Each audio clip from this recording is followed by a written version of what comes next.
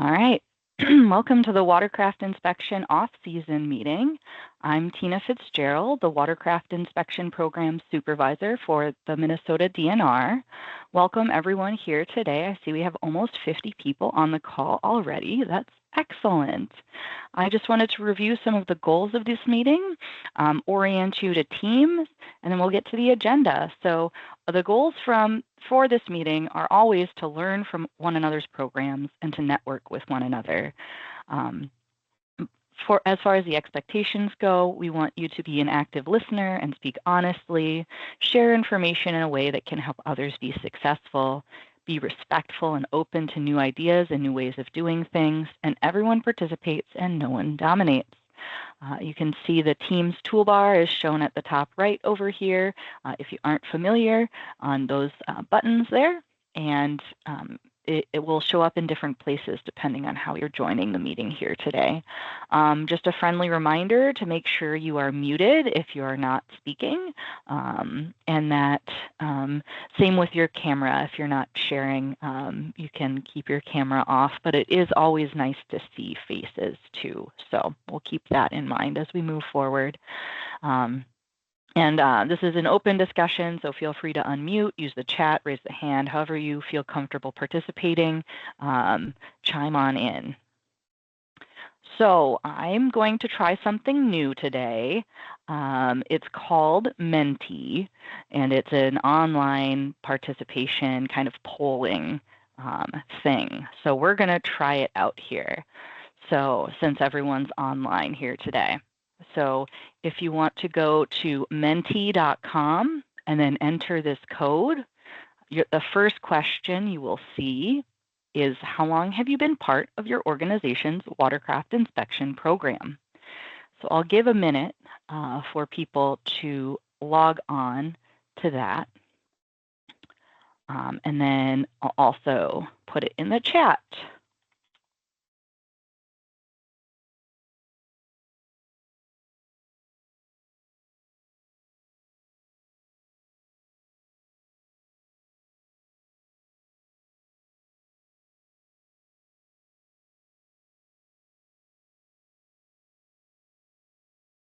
And this is what our, all right, are you seeing the responses up on the screen there? The little balls flying to the different places?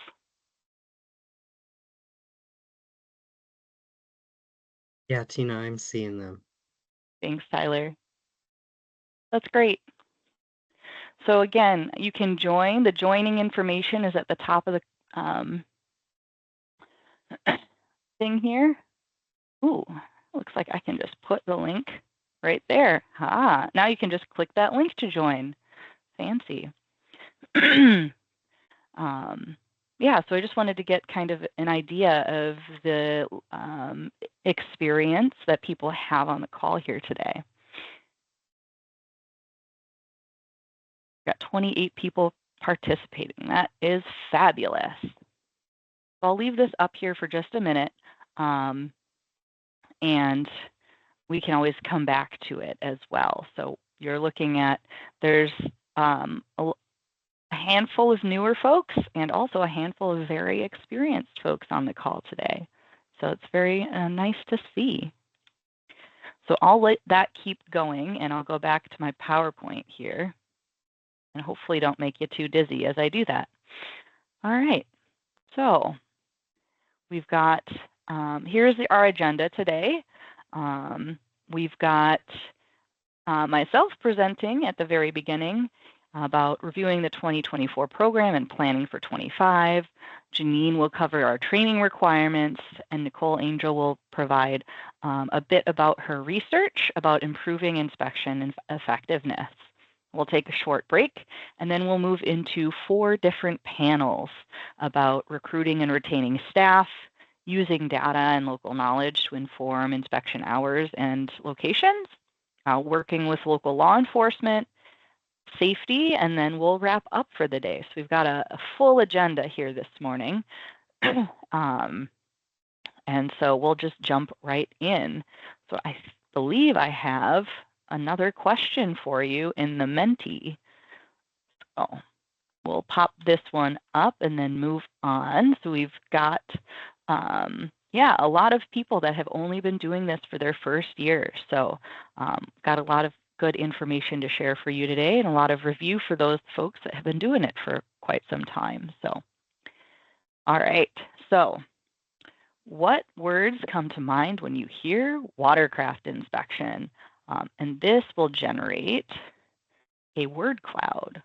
So you should have an option on the right of your screen to type in words, and they should pop up on the screen.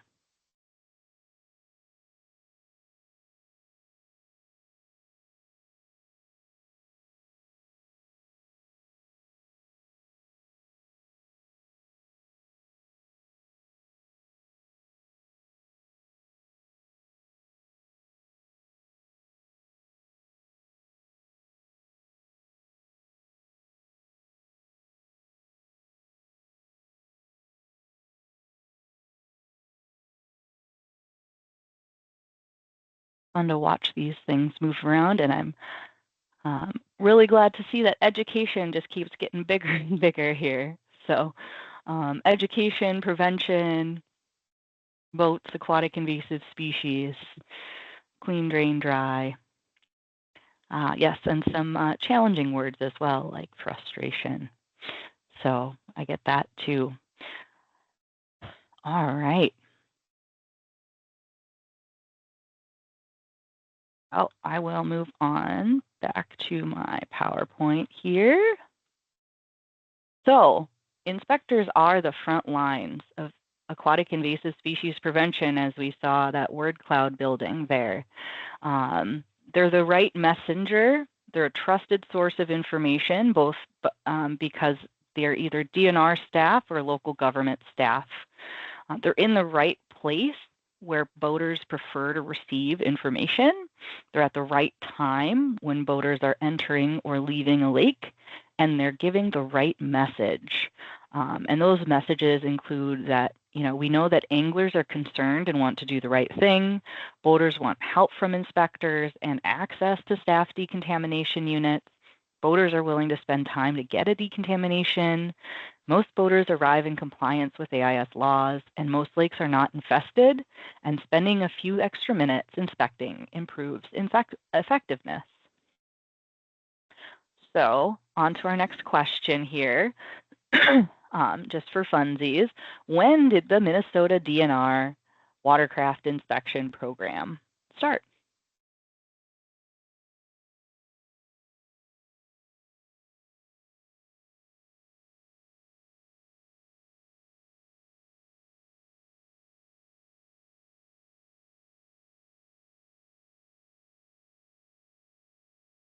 And for those of you just joining the call, we've got an online polling system, and the link is in the chat. You can also go to menti.com and use the codes shown above to join the call or to join the polling.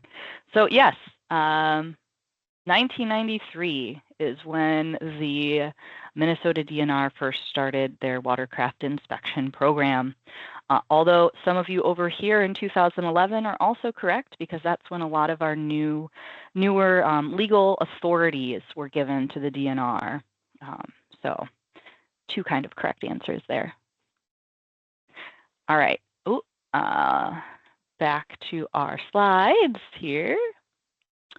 All right, I want to give some time for our DNR staff to introduce themselves because I know there's been a lot of rotation lately, in particular in our central office staff here.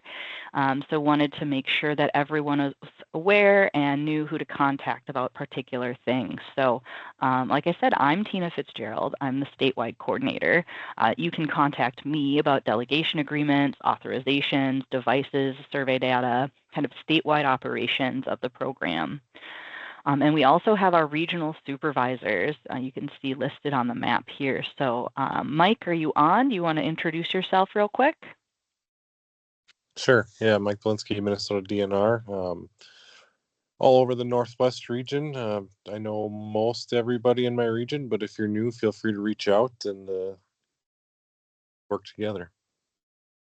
Thanks, Mike. And then Jessamine, are you on the call? Good morning. Yes, Morning. I'm Jessamine Foley. I am the Region 2 Watercraft Inspection DNR Program Supervisor. I think I know most of the people. There might be some newer people I have not met before, but feel free to reach out to me. My office is in Brainerd, but I have inspectors who work out of Brainerd, Grand Rapids, Father Hennepin State Park on the south end of Mille Lacs, and then also out of the Grand Rapids area. So welcome. Thanks, Jessamine. Christine. Good morning, everyone. I'm Christine Hakala-Coons. I'm the Region 3 Watercraft Inspection Supervisor, and my office is out of Sauk Rapids, but we also have an office in St. Paul. So feel free to reach out to me anytime if you have questions. Thanks. Thanks, Christine. And Travis. Turn on my camera here. Yeah, so I'm Travis Kensel. I'm the Region 4 and also kind of part of Region 3 supervisor, or the South region. So my area covers, it's kind of from the South Metro and South. You can see on the map there. I work out of Hutchinson, but then my program assistant works out of Shakopee. So yeah, we're kind of cover everything over there, but mainly our work areas are Spicer, Hutchinson, the South Metro, and then Frontenac along the river and south. Thanks, Travis. And then Janine. Goodness, I didn't know it was all going to be me. So I'm Janine Howland. I am the Aquatic Invasive Species Training Specialist based out of Central Office. Thanks, Janine. And Tyler. Oh, too many buttons, guys. Good morning. Tyler Lindholm here, the AIS trainer for the northern half of the state. Looking at that map, that's going to be pretty much regions 1 and 2, so the blue and gray areas. I think I met most folks last year. I did see a couple maybe changeovers, a couple new folks coming on, so looking forward to being back and helping you guys out with training. Thank you. Thanks, Tyler. And Cal. Yeah, good morning, everybody. Cal Stensovelo, the AIS trainer for the southern half of the state, based out of Central Office area. I did the job last year as work out of class, and this year I'm on permanent. So I met most of you. I'll probably meet many more. So nice to meet you. Thanks, Cal. Yeah, we're very excited to have Cal on board and Tyler back. That means we have a full training team this season. Very exciting. All right, so our next Menti question is, what gives inspectors authority to conduct inspections? I'm going to hide the responses until we get a few. Drum roll, right? You know, keep you in anticipation.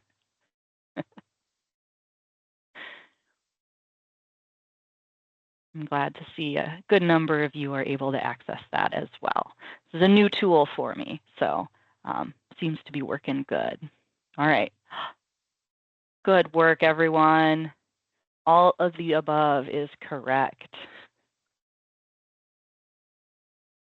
So for your delegation agreements, a reminder for those that are, returning, and list of those for those that are new.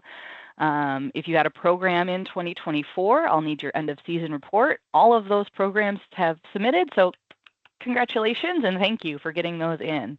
You need an active delegation agreement.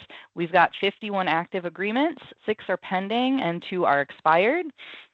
You'll also need to submit your 2025 plan. I do need a majority of those still. So I know a lot of you are working on those to prepare for the season. And then if you're using a staffing agency, we'll also need a signed copy of your contract. About half of programs use staffing agencies.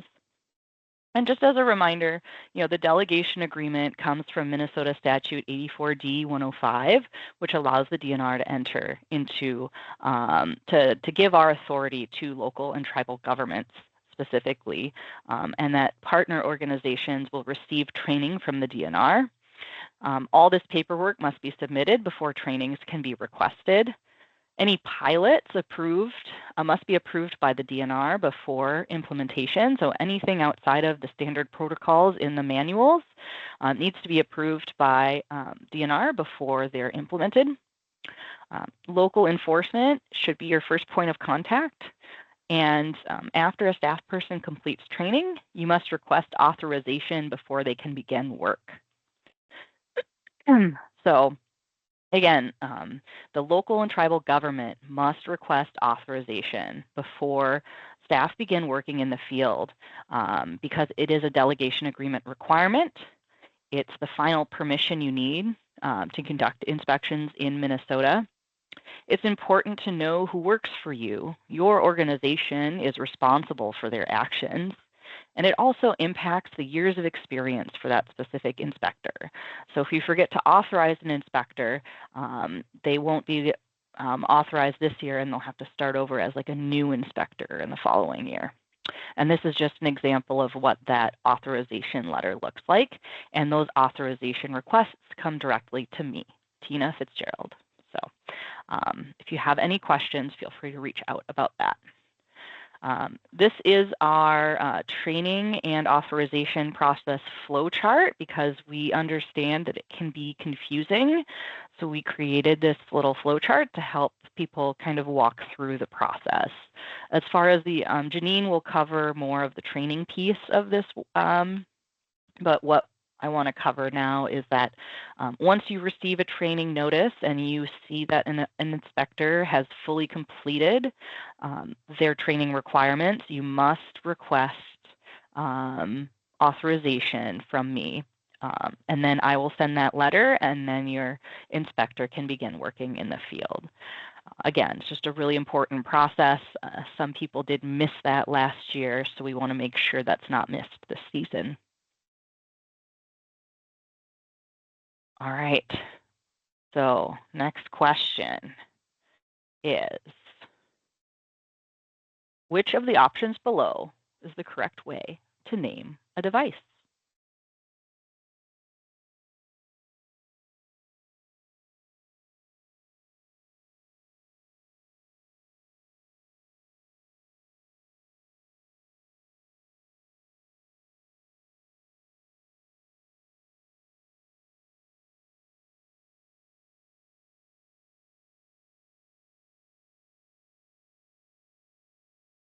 Excellent. Yes.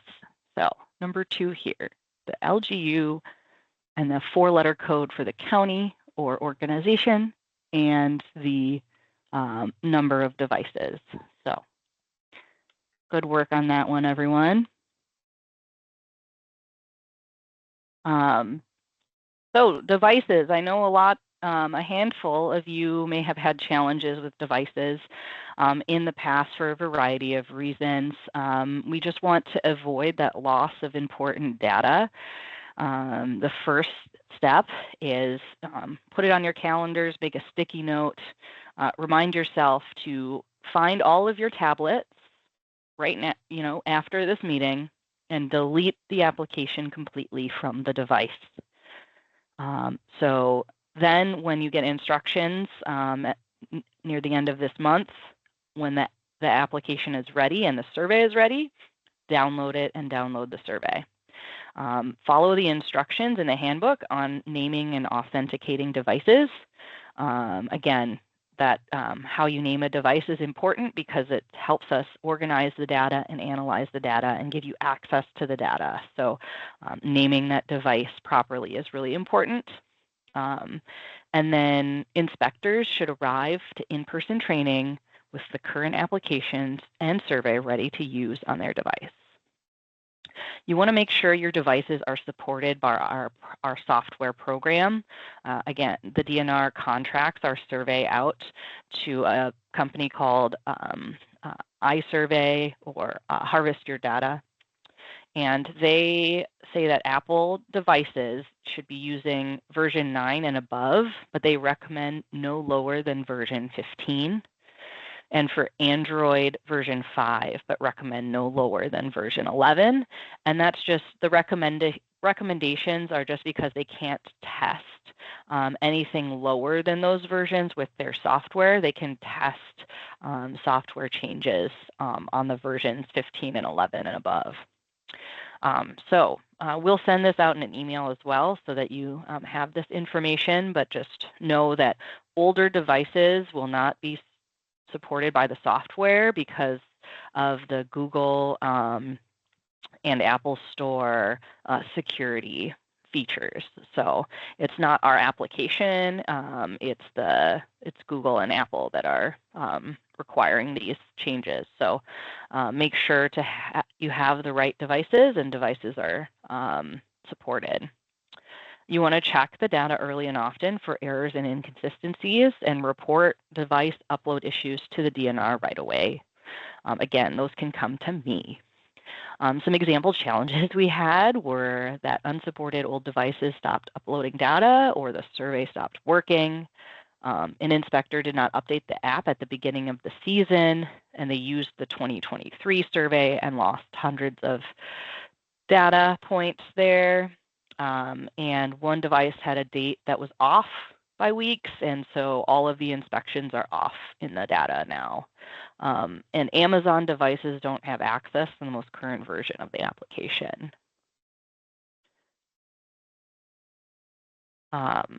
So the survey, I just wanted to provide a little bit more background on how the survey operates. We make updates to the survey annually at the beginning of the season. We finalize that content and get it published by the contractor. And then the partners, you all can download the application, name your device, and request authentication,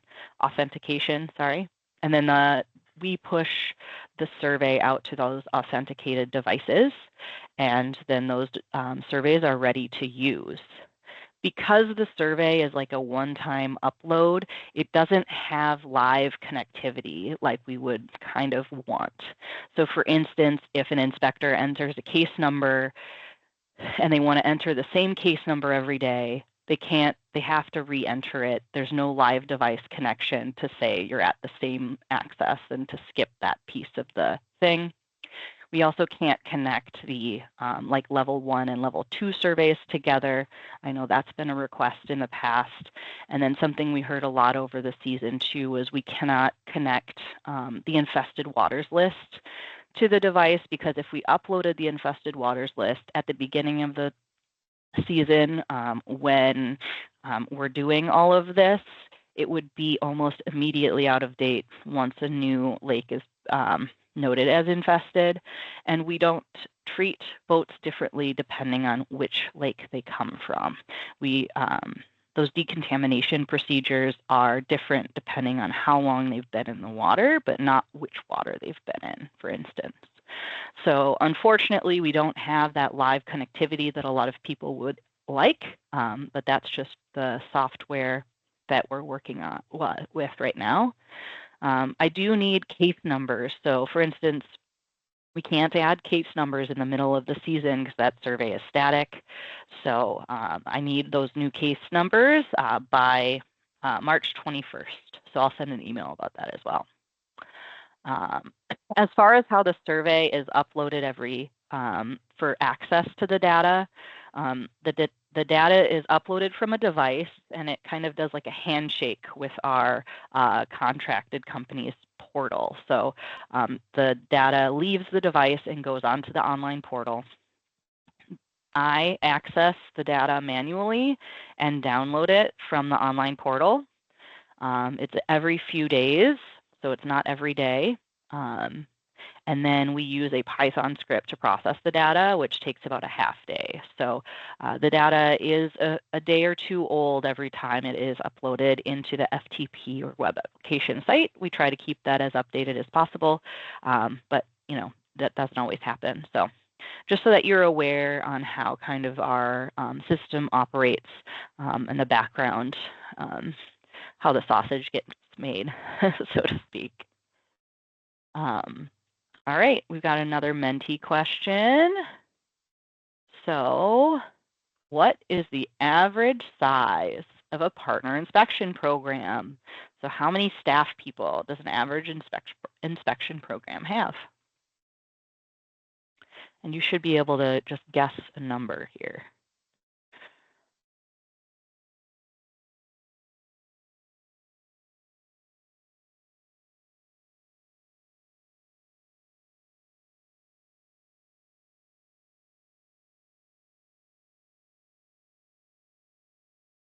All right. Ooh, all over the board. Look at that. I forgot what the correct answer was. I think it's around 14 people. The average inspection program has 14 people, and they cover about 13 accesses.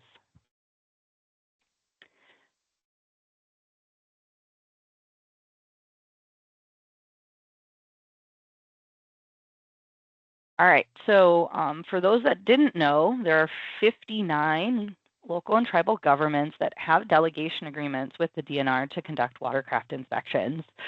And I just like to show the scale of this program and how many organizations are participating in this program.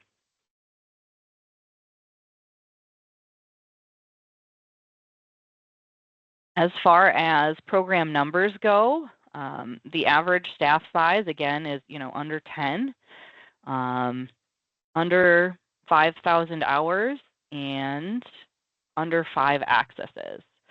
So in total, 59 partner programs reported 673 staff worked 190,000 hours at 754 accesses. Our program, our watercraft inspection program in Minnesota, is one of the largest in the nation because of these small programs. I think we always battle with Colorado on who gets first. We had 450,000 inspections this season. So again, we're the biggest in the nation because we have so many small programs.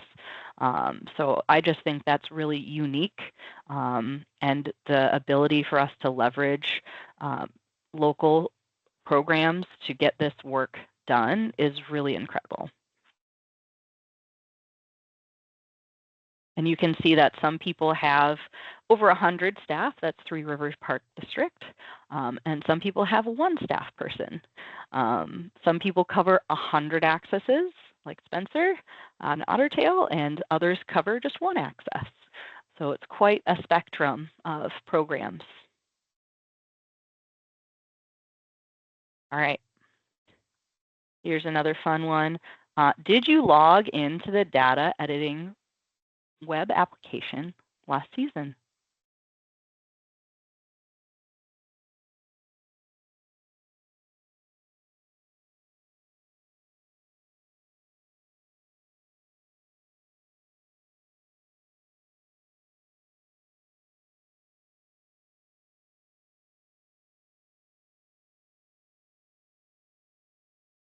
All right, looks like a majority of you did. That's great. Some of you don't know what it is. That's okay. I'm going to cover it next. And I'm also going to talk about why it's important to access data through the application. So thanks, everybody. So this is what the application looks like. This is a list of the case numbers, for instance. So you can manage your events for decontamination units. You can manage your contact information. You can correct surveys, and you can correct decontaminations. The link is right here, and I can put it in the chat. It's also in the handbook. It's also in a lot of the emails that I send out. It will be in the email I send out about reminding you to send me case numbers. We want to check. What we'd like you to do now is check that all of your access have case numbers assigned, and you can do that by going into the web application and searching for the case number here. Throughout the season, it's really, really important to check the data early and often for errors or inconsistencies to make sure that the data is being uploaded and no expected data is missing, and to make sure the date, time, and locations appear accurate. So it's really important to double check that data throughout the season. Again, data accuracy, why is it important to collect accurate data? Our data is used a lot. We include a summary of the information in the invasive species annual report that goes to the Minnesota legislature every year. We use it for our tier list for assigning accesses and hours. Many local programs use the statewide data to inform local decisions on where to place inspectors and the hours to cover. There's a lot of research on boater movement and risk using the data. And they are also building decision-making tools. If you haven't heard of the AIS Explorer, it has some functionalities where you can see like where lakes are most likely to get an invasive species, and therefore you can make inspection decisions on how to get the most risky boats, so those for moving from infested waters to uninfested waters. And we also use the data to track trends and changes over time to improve inspections and decontaminations. So for those interested in the history of the program, I always find this really interesting, just the change over time of the total inspections and total inspectors. As you can see, we've kind of evened out over the last few years, going around 450 inspections, 450,000 inspections, and 800 inspectors across the state.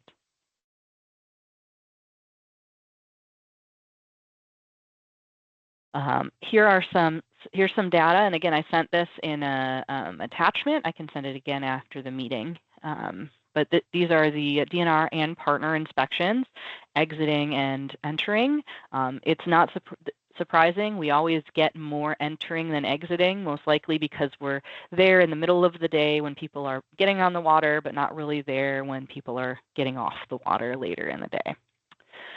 You can see the number of lifts and courtesy inspections we've done and the number of types of watercraft. So fishing boat, 277,000 fishing boats were inspected. 14,000 wake sport boats were inspected, 48,000 pontoons, 57,000 runabouts, 1,000 sailboats, 14,000 canoes, some cabin cruisers, and about 859 lifts. So a lot of different watercraft types being inspected across the state. This is just a closer look at partner inspections across the state. As boating traffic increases in the summer, we get more inspections, and as it decreases, we get fewer. This also maps out with, when people hire and keep staff on. A lot of staff are done before September. So just seeing those trends over time on when we're doing the most inspections. All right. Next question. What % of watercraft users arrived in compliance with AIS laws in 2024?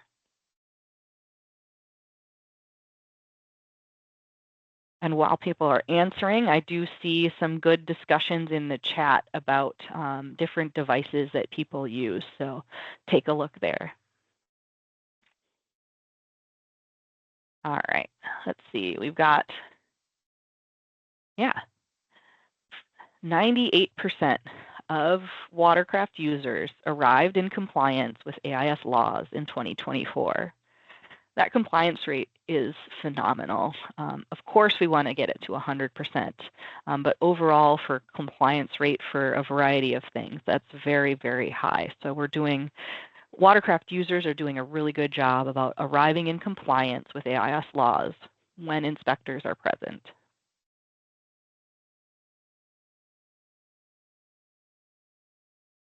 All right, so some violations, though. We do have those. Again, about 2.4% of inspections recorded something found during entering inspections. And you can see that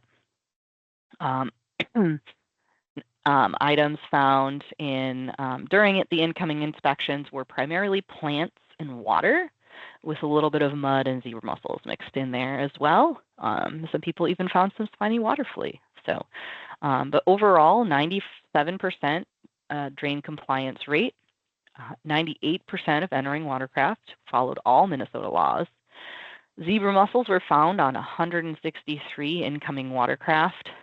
5 were at water bodies not known to be infested with zebra mussels. So that is a success story. You know, we don't have a lot of those in invasive species prevention because it's kind of hard to show, but we can show that 5 zebra mussels, 5 water bodies were protected from zebra mussels through the inspection program. All right, so on to decontamination. How many decontaminations did staff complete statewide in 2024?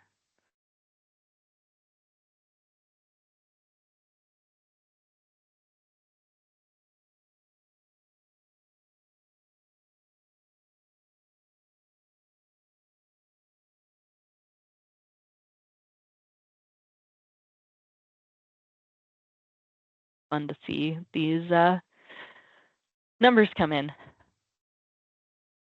So we've got 4,000 decontaminations were completed in the state last year.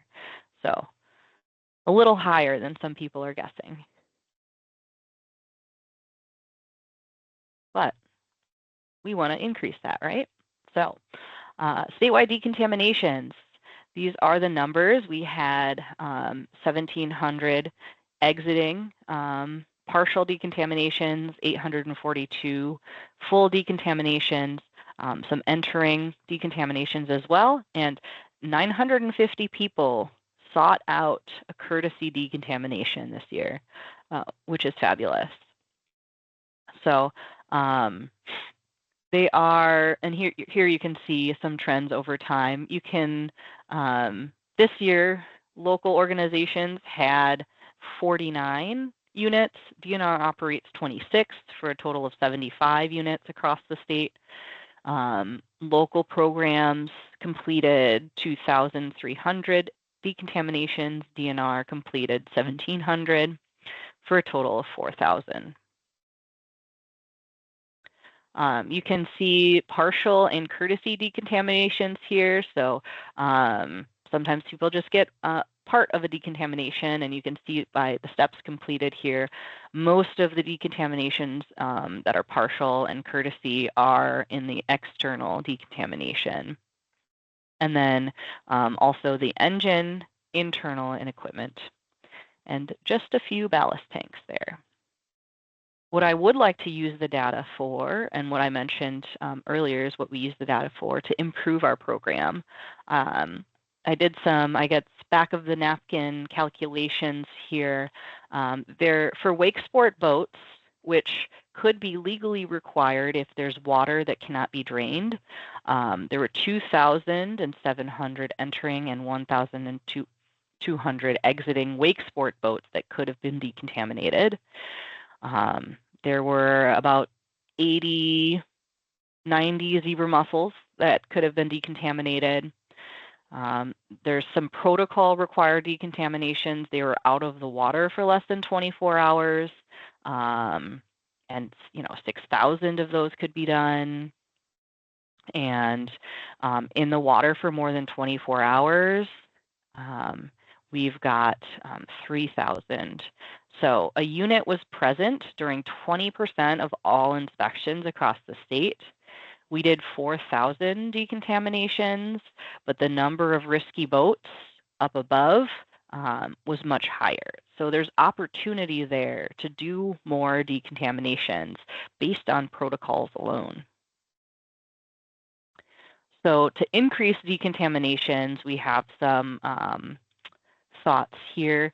I'm hoping to maybe do a little bit of some additional training or whatnot maybe this summer about how we can break down barriers, like it takes too much time, I'm concerned about damage, all those things, and how we might respond to those barriers. Promote what's in it for me. You know, it's a clean boat, it's doing the right thing, it doesn't take very much time. How to locate the unit so it's easy to use and find.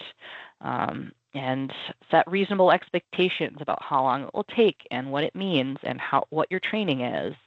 Using social norms that most people want access to decon units. Most people take action to prevent the spread.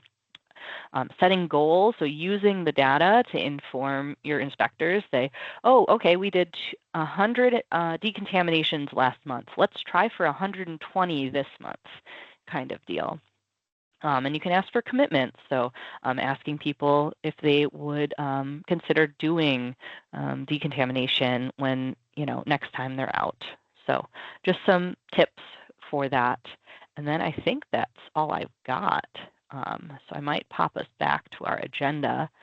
And I have a few minutes for questions. So pop us back, make everyone busy. There we go. So here's our agenda again. Any questions about devices or anything, delegation agreements, devices, data, things I covered now?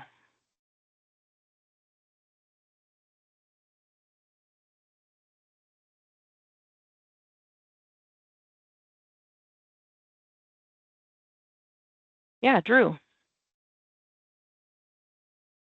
Hi, Tina. Hi. I don't expect you to have this answer off the top of your head, but it'd be curious to know kind of maybe an estimated percentage of, I can't remember the number it was, like 69 or something, folks who did not, or who refused the decontamination. I'm just wondering kind of how the enforcement follow-up was with those folks. Yeah, so from a DNR perspective, we don't report those to enforcement unless it's, egregious or what have you. But I don't know what local programs might do to report that to local enforcement. We can definitely look into that. I'm also going to look into it too to see why they refused to decontamination. Okay, yeah, I understand. The reason I brought it up is and I don't know if other coordinators are having this issue, but we get a lot of folks who may refuse the either the inspection or the decontamination and are just like, well, no one's going to do anything about it, so we don't care. And so I just wanted to bring that up.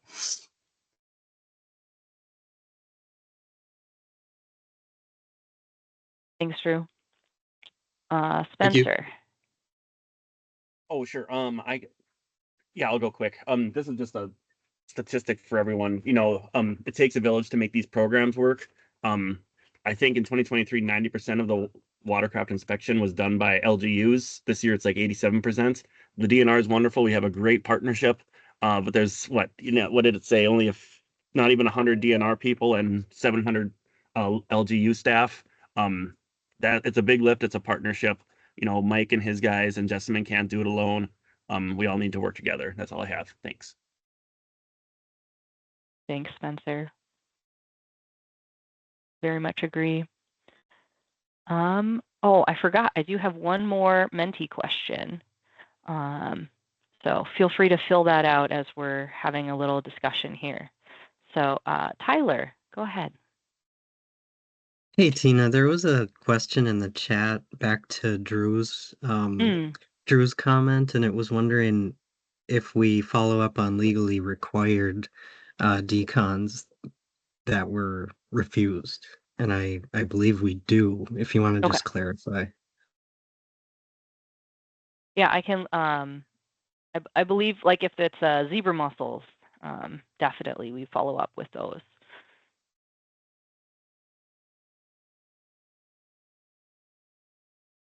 Hey, Tina.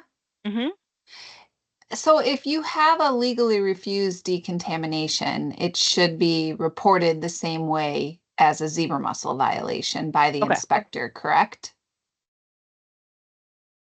Yeah. I'm not sure because Yes. I don't know the very intricate details of our protocols yet. So I would actually rely on you all Sure. to tell. Sure. Yeah. So what I've been told and kind of what we do with our staff is if you have an inspector who has a refusal to a legally required decontamination, they should be able to record that in the level 2 survey, and then they would need to follow the same protocol that they do for the zebra mussel violations, where they contact their supervisor, write up the report, and then they refer it to, the local law enforcement or to a conservation officer to follow up with. And any other Thank you, inspector, Jessamine. yeah, if anybody else wants to chime in on that, Mike, Travis, Christine, but I believe that is our policy. So if your inspectors are following that to report, refusals of legally required decontaminations, they should be followed up with by enforcement. Mhm. Okay, thanks, Jessamine. I have one more quick question. On the survey, if the inspector records, user refused decon, does it get flagged in the DNR system? Or is it kind of 100% up to us to call locals? Janine, go ahead. Oh yeah, go ahead, Janine. Yeah, so in the system, so in the level 1 survey, it does not say it doesn't get flagged as legally required in the level 1 survey, but in the level 2 survey is where they actually mark if it's legally required or not for them to go through the decontamination. So that's where, because it has to be on site, and so that would be why the level 2 has to fill it out. That's when it gets flagged, is when they mark it as legally required. Got it. Thanks so much. Yep. Yes, very much appreciate the expertise we have on our DNR team to know these ins and outs. So I'm still learning, and so thanks everyone. All right, so I'll leave this Menti up if you want to continue adding to it on what you're looking to improve for this season. And then I'm going to use that information to help on the in-person workshops we're having soon. So thanks for that information. So I'm going to pass it to Janine. I know, Janine, we took 4 minutes of your time, so that's okay. We worked in some wiggle room, so Nicole will still have her 20 minutes to present too. We just might have a little fewer time for questions. So take it away, So Janine. I'll talk as fast as I can. No rush. We All got right. time. Hi, everyone. We got time. We got time. Okay. Well, I kept adding slides, so hopefully I'm still under my time limit. All right. Hi, everyone. Janine, of course, here to talk about training and what we're going to kind of do for this season. If my slides, why are my, okay, there we go. I was like, it's not advancing. Wonderful technical difficulties. Of course, we have our training team this year. So me, Tyler, and Cal. Of course, we all kind of introduced ourselves a little bit. We're all super excited to be back and working this season to get the season started. You'll be hearing a lot from me kind of to start off with. If you haven't turned in some of your paperwork or any of that kind of stuff, you'll probably be hearing from me or Tina. And then once you turn in all of your plans and everything else and you're ready for the season to start training, you'll be hearing from Tyler or Cal. So I know Tina kind of showed this map before, but this is a little bit more, this is more specific to us.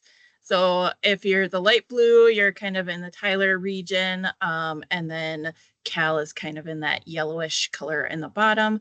I do trainings, of course, across the state if needed, helping out Cal and Tyler. I'm also kind of the online training support.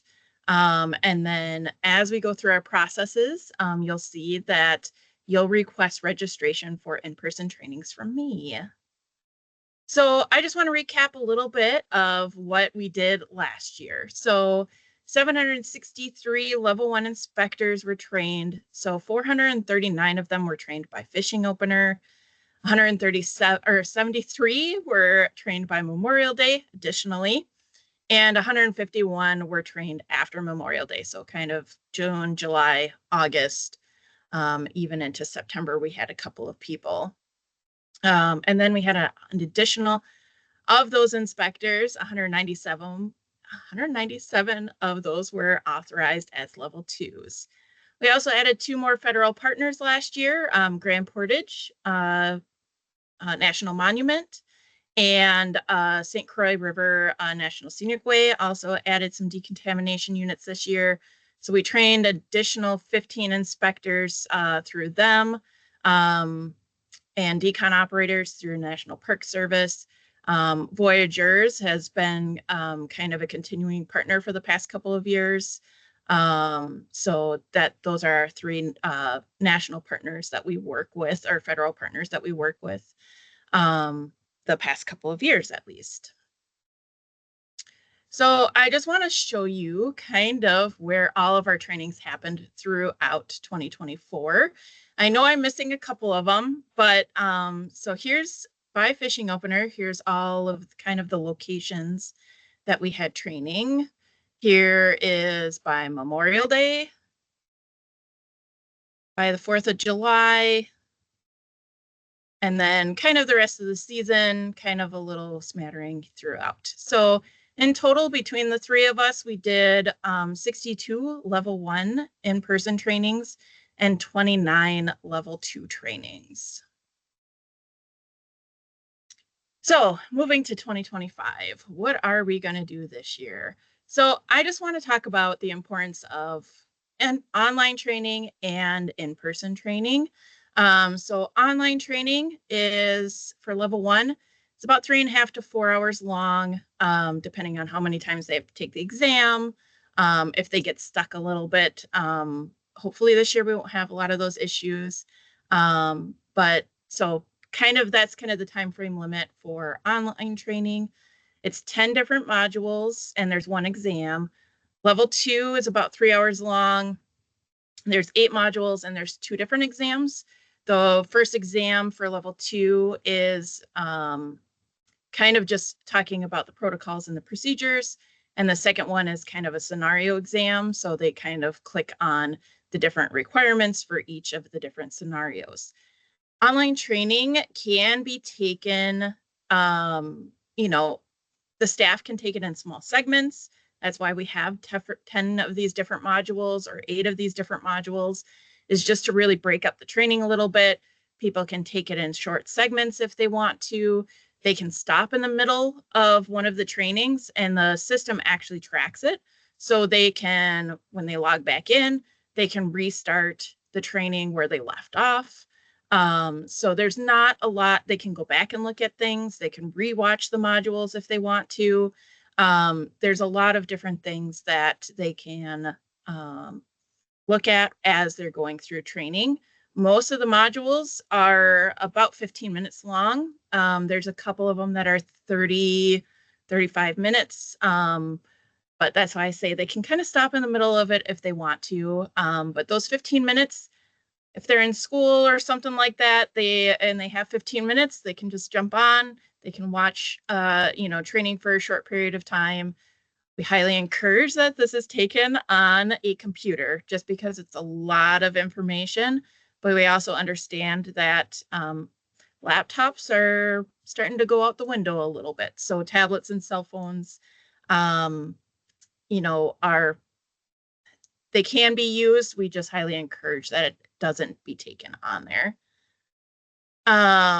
Just a little bit more about the online training. So it really covers the protocols and the procedures, the different types of watercraft that are covered in the survey.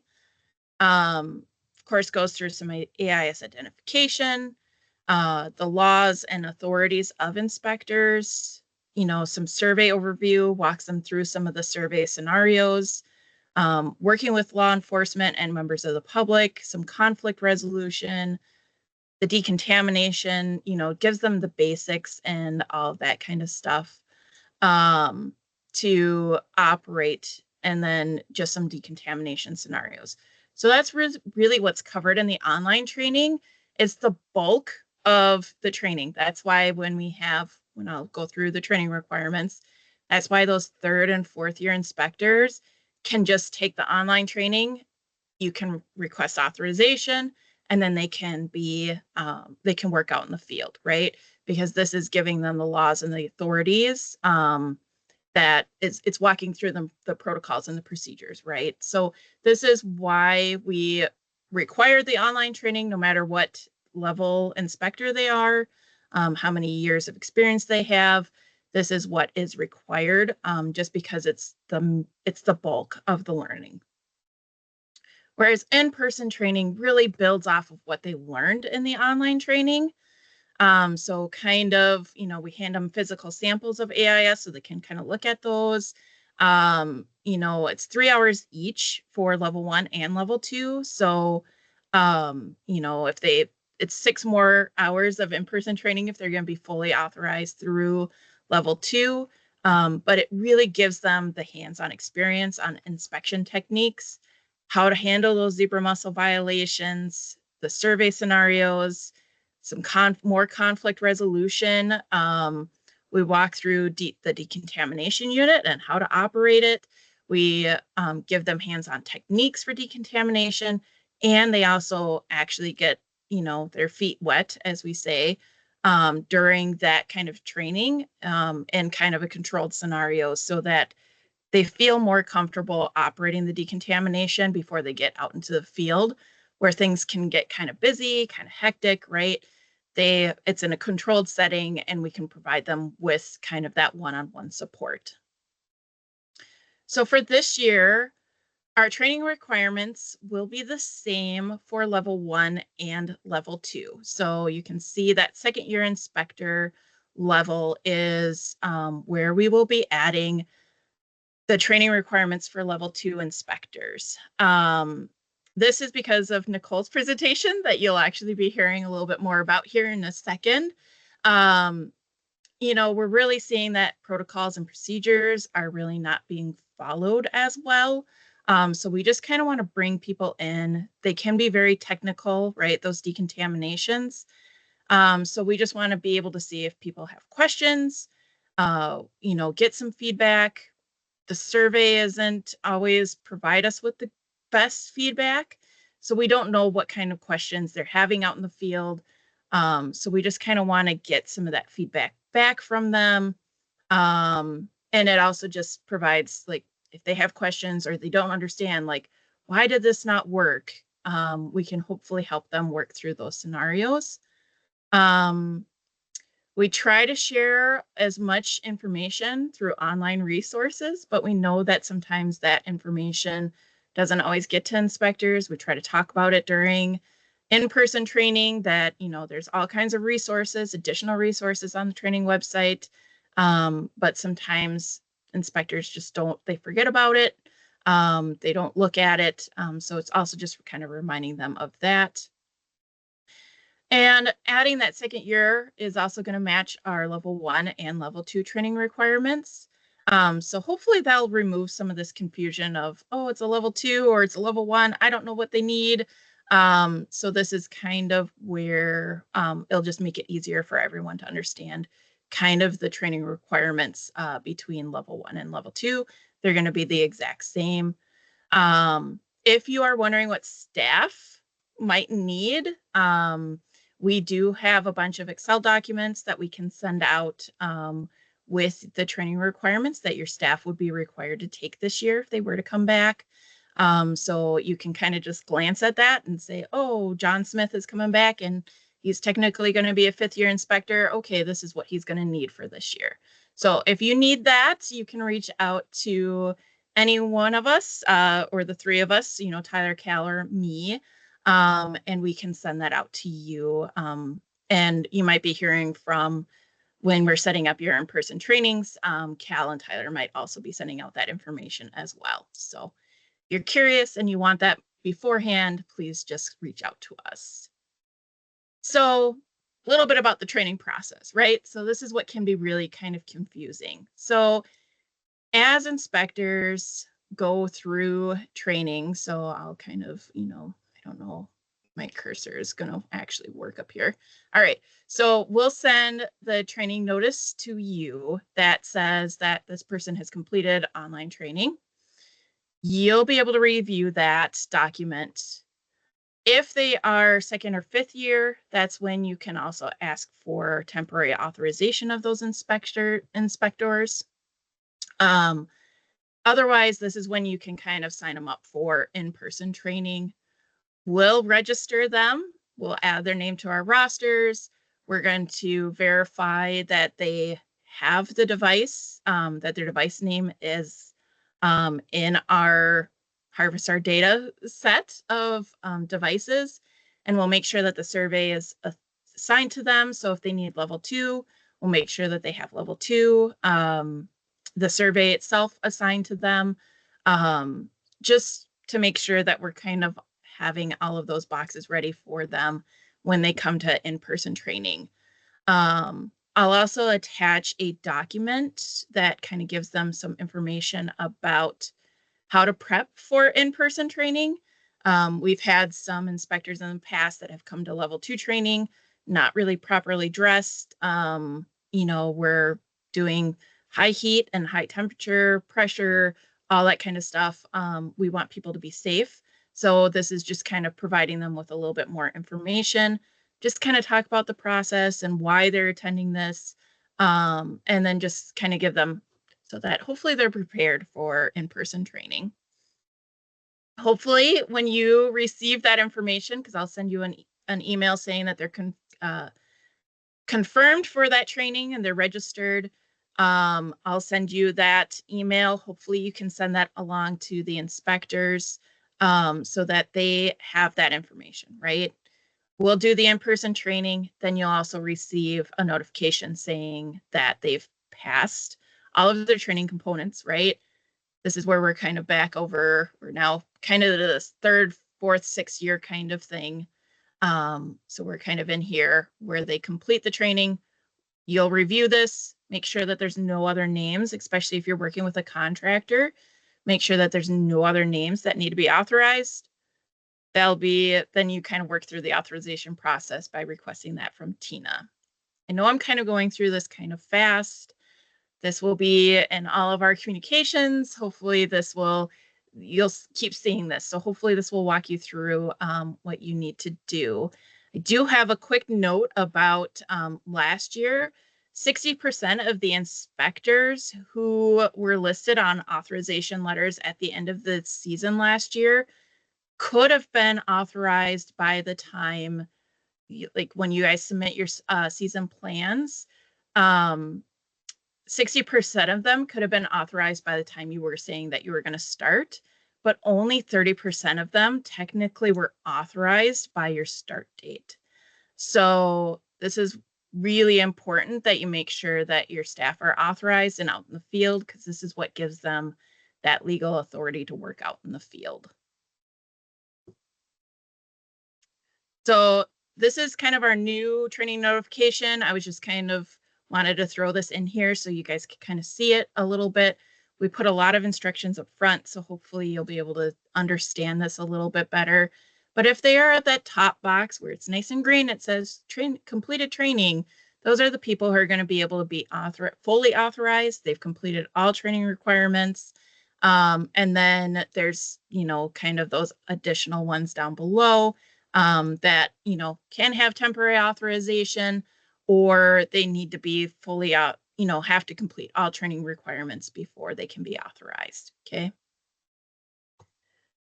As this year, one of the big things, because of all that communication that I showed you in that wonderful process, there's just a lot of communication that needs to happen between us, between the inspectors, completing online training. If you're working with a contractor, right?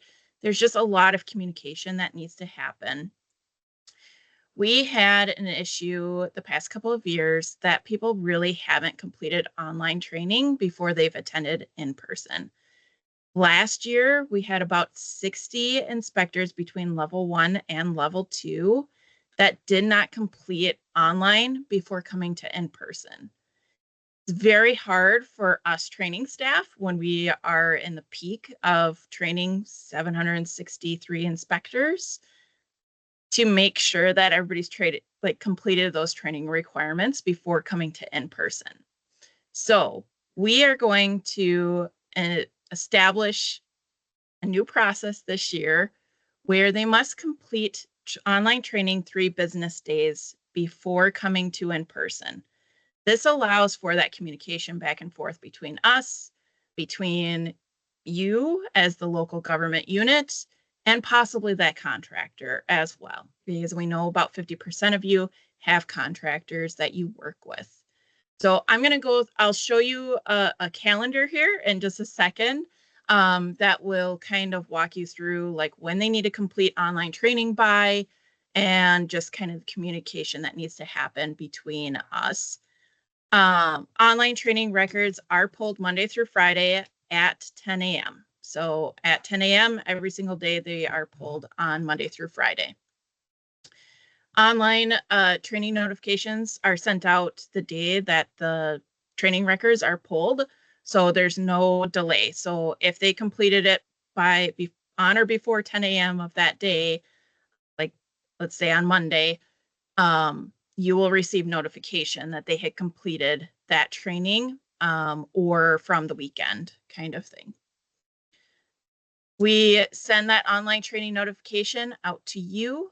If you need to send that on to your contractor, that's kind of when that communication needs to happen between you and your contractor.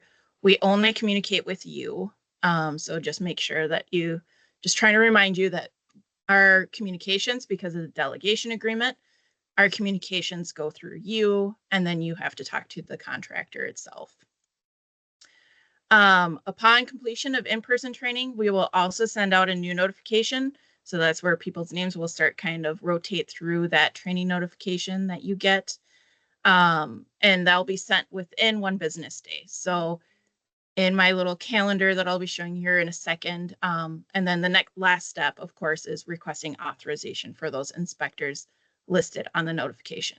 So here's a little bit of a timeline kind of thing. So on the first example here, the in-person training is going to be on a Saturday. By Wednesday at 10 a.m., the inspector needs to complete that online training. So on or before that day, they need to complete that training by the 30th of April. You will receive notification on the 30th of April that they had completed or had been, or they may have been listed on a different training notification if they had completed training before that day. But this is where you're going to work through those other processes. If they need to be signed up for an in-person training, this is where you'll communicate that to us. We will not be adding names to a roster unless they are on one of those notifications.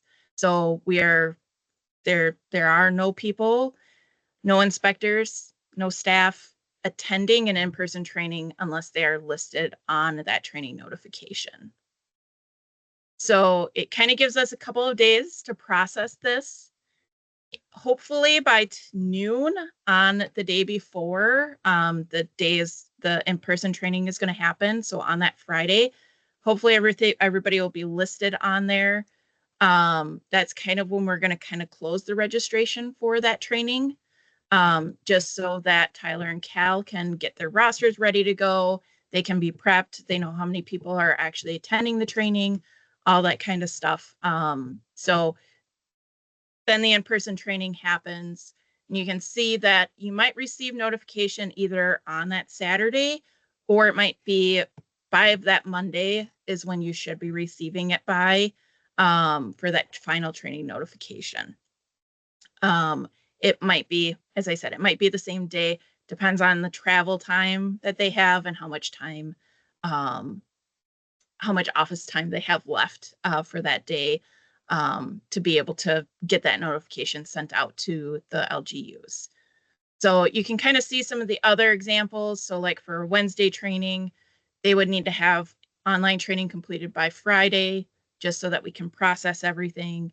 You would receive that final notification by Thursday at the latest. Same thing with like a Friday training. They need to complete training by Tuesday, just so that we can get those processes into place. So some of the new things about the online training, I talked about kind of what it covers, but this is the new stuff, right? So we went through a platform update over the winter with Noggin Guru. So when I kind of talked about like mobile devices working a little bit better, this update should allow for mobile device. I still highly encourage it being done on a computer just because of the information that we're providing, right? But we should be having less issues with mobile devices just because of this huge platform upgrade that we had. When inspectors, if they are a returning inspector this year, they will have to reset their password. And so I will, when online training goes live, we will send information on how that is, how to do that. They added a lot more additional security to it. So we have to have password minimums.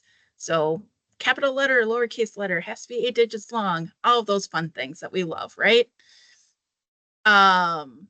So just be aware that that's going to happen. I'm going to be around to hopefully help with all of those issues if people have issues resetting their password. We made a bunch of clarifications on protocols. So there's like, if I find this, what do I need to do? And these are the steps you need to do, right? So just trying to really clarify for inspectors what they need to do for the season. We also added some decontamination resources, try to explain some of those resources in the online training so that they know that those resources are available instead of just kind of hiding out in the resources tab. So we're trying to bring that more forward for people to be able to see right away. Electronic versions have always been available on the website, but there will be an actual resources on the module itself, so they'll be able to see the manual right there. So hopefully people will be able to find that easier than what they have in the past. I will also, some of you have probably received some emails from me already, but my email signature will have bookings on it. So you can book time with me to resolve either online training issues, just any questions about training in general. You can book time with me. It'll be right on my website or on my email signature, and you can book time with me right away through Microsoft Teams, and we can hopefully get some of these issues resolved a little bit faster. Or if an inspector is having a really difficult time with something and I can't resolve it via the phone or an email, I can set up a time to meet with them through that link as well. And then kind of the last thing I want to talk about real quick is in late May, maybe early June, when we've got a little bit more capacity, we are going to try to roll out some additional trainings or advanced trainings. So some of the things that we're kind of thinking about is like decontamination unit maintenance or winterization kind of processes in the fall, if need be, wake sport decontamination. If you would like clarification or review, or a DNR trainer or one of the supervisors to come to a team meeting or something to help clarify, policies or procedures, or just have questions for DNR staff. That's some of the things that we can kind of provide additional help for. Or if you want us to go out and sit with an inspector one-on-one, we're more than willing to do that also. That's why we're saying May, June timeframe, when we have a little bit more capacity to be able to provide some of that stuff. We're still trying to work out some of the kinks or some of the ideas and thoughts behind some of these things. So bear with us. We will try to do our best. But we will try to roll out some of that stuff this year as well. If there's other topics that you guys want to, throw into the hat of things, that's when we can have those communications for additional trainings kind of above and beyond what is required for authorization. And that's all I've got for you. Hopefully I'm way over time. Thanks, Janine. No worries. We're going to make an adjustment as we always do with these. So if there's are people that have questions, reach out to Janine and she can answer them. So I think what we'll do, Nicole, if you're okay, would you prefer to go now, or is it okay if we take a quick break? Whatever. I'm flexible today, so whatever you think is best is fine with me. Okay. I would say since we've all been sitting for an hour and more that we should take a little break. So Sounds good. we're going to take a break. We're going to come back in 5 minutes at 10:22, and then we'll have Nicole take it away. So we're moving our break up a little bit, and we'll make some adjustments on our agenda. So come back in 5 minutes. Thanks all.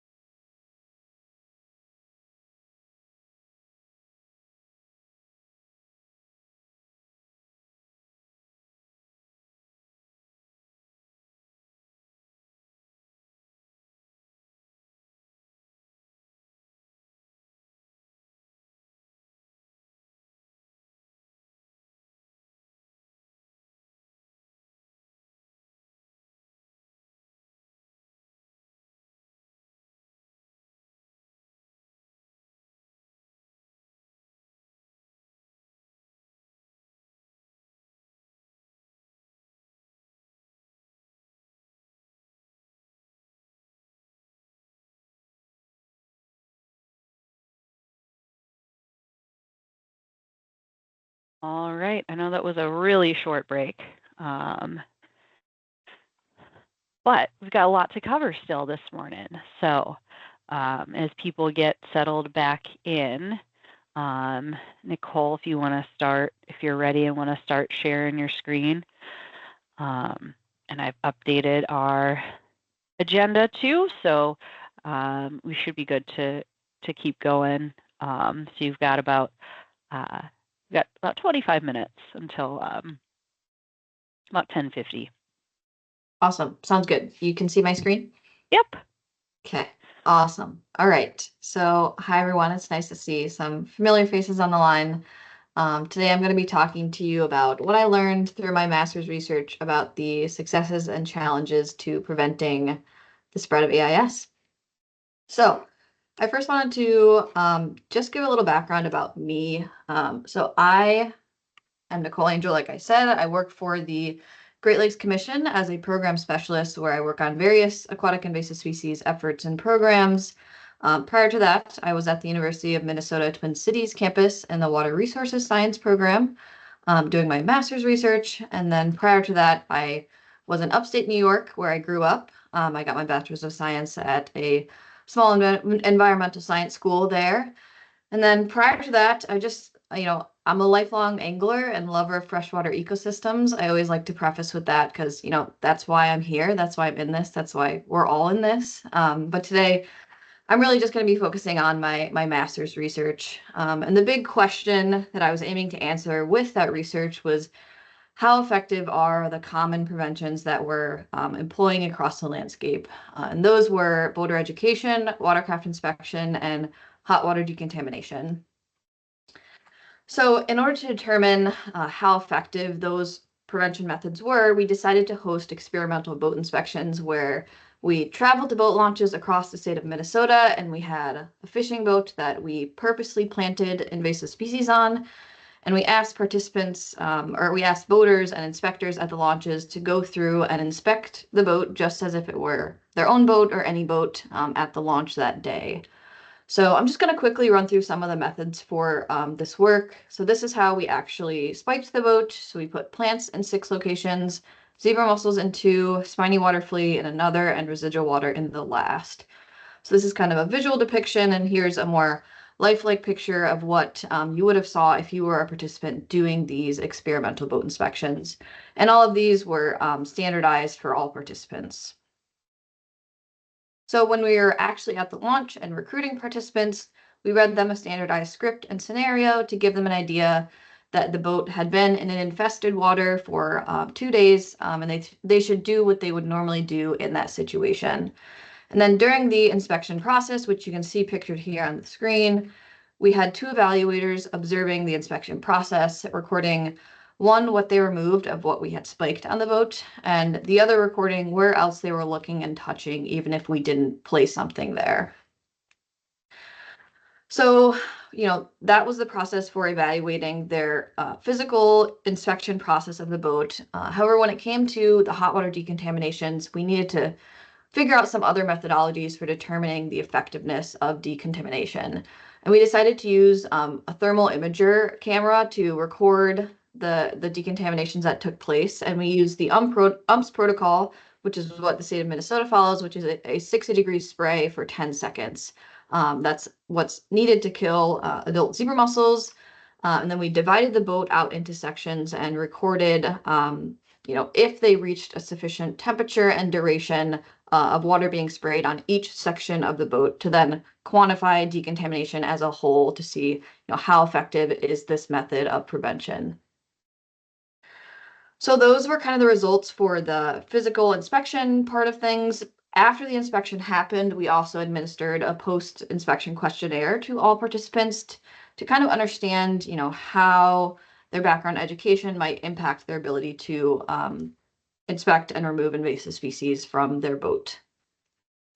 So that was a quick rundown of the methodologies. I know some of you have probably seen this presentation before. I promise there is some new stuff coming up, but I'm going to get into the results of that work, of those methods that I just presented.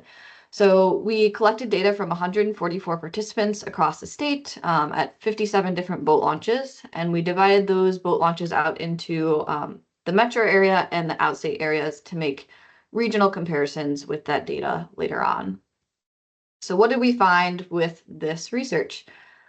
So overall, we found that boaters were around 56% effective, inspectors around 79%, and decontaminators around 84% effective at removing those invasive species that we had placed on the boat. So we saw differences by participant type, with the inspectors and decontaminators doing better than boaters overall. And we would expect these patterns. Inspectors and decontaminators are trained, and they know exactly what they're doing, whereas some boaters might not. And then we also saw differences within groups by region. So we saw that the metro boaters were a little bit better at inspecting their boats, and this, we could just try to speculate why this might be happening. We suspect it might be because of education efforts being more, there being more of it in the cities areas, whereas when you get outstate, it's, the signs are fewer and farther in between. So that could be one explanation for this that we speculate. We also saw differences by region for inspectors, but in the opposite direction. So the outstate inspectors were a little bit better than metro area inspectors. And this was specifically due to one species, and that was the spiny water flea.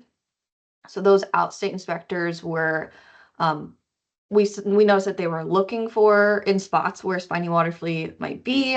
They were just more aware of it as a species in general. And that's, fair because there is infestations of spiny water flea in those more northern areas, whereas the metro area doesn't have any inland infestations that I know of. This work was done in 2022, so maybe I hope not. I hope there's no infestations of spiny water flea since then. But so those were differences by region. Decontaminators did not have differences by region. So we also looked into which species types were easier or more hard to remove. And overall, for all the participant groups, plants were definitely the easiest to see and remove. And, that makes sense. It's a big clump of plants that can be easier to spot. However, the zebra mussels were pretty hard, especially the ones on the motor mount that were kind of hidden in a little crevice. That was really hard for a lot of the participant groups. Similarly with the spiny water flea, as I just previously mentioned, and less so, but still present with the bait bucket and the residual water. Okay, and this is a plot of the percent removed by time spent inspecting. I think this is a really important plot to show. We kind of suspected that, the more time you spend, the better you're going to do. And now we have data to back that, which is really important. And this was present across all participant types.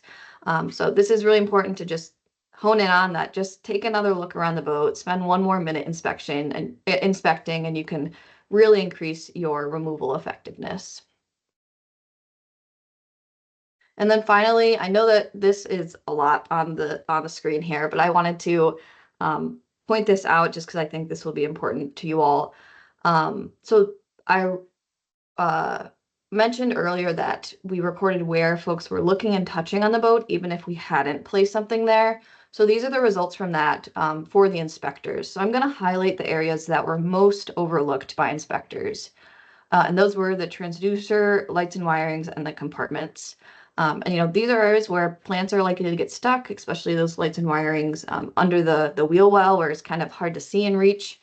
I know compartments are a little bit more controversial because you don't always want to invade boaters' privacy and get in the boat and look in their compartments. But those are areas where anchors can be stored and plants can be held in a damp, dark place for long periods of time. So it is important to look in those areas as well. So this is what we saw for inspectors. And then for decontaminators, we saw that the most overlooked locations were the tow rope, spare tire, the floor, and again, those compartments.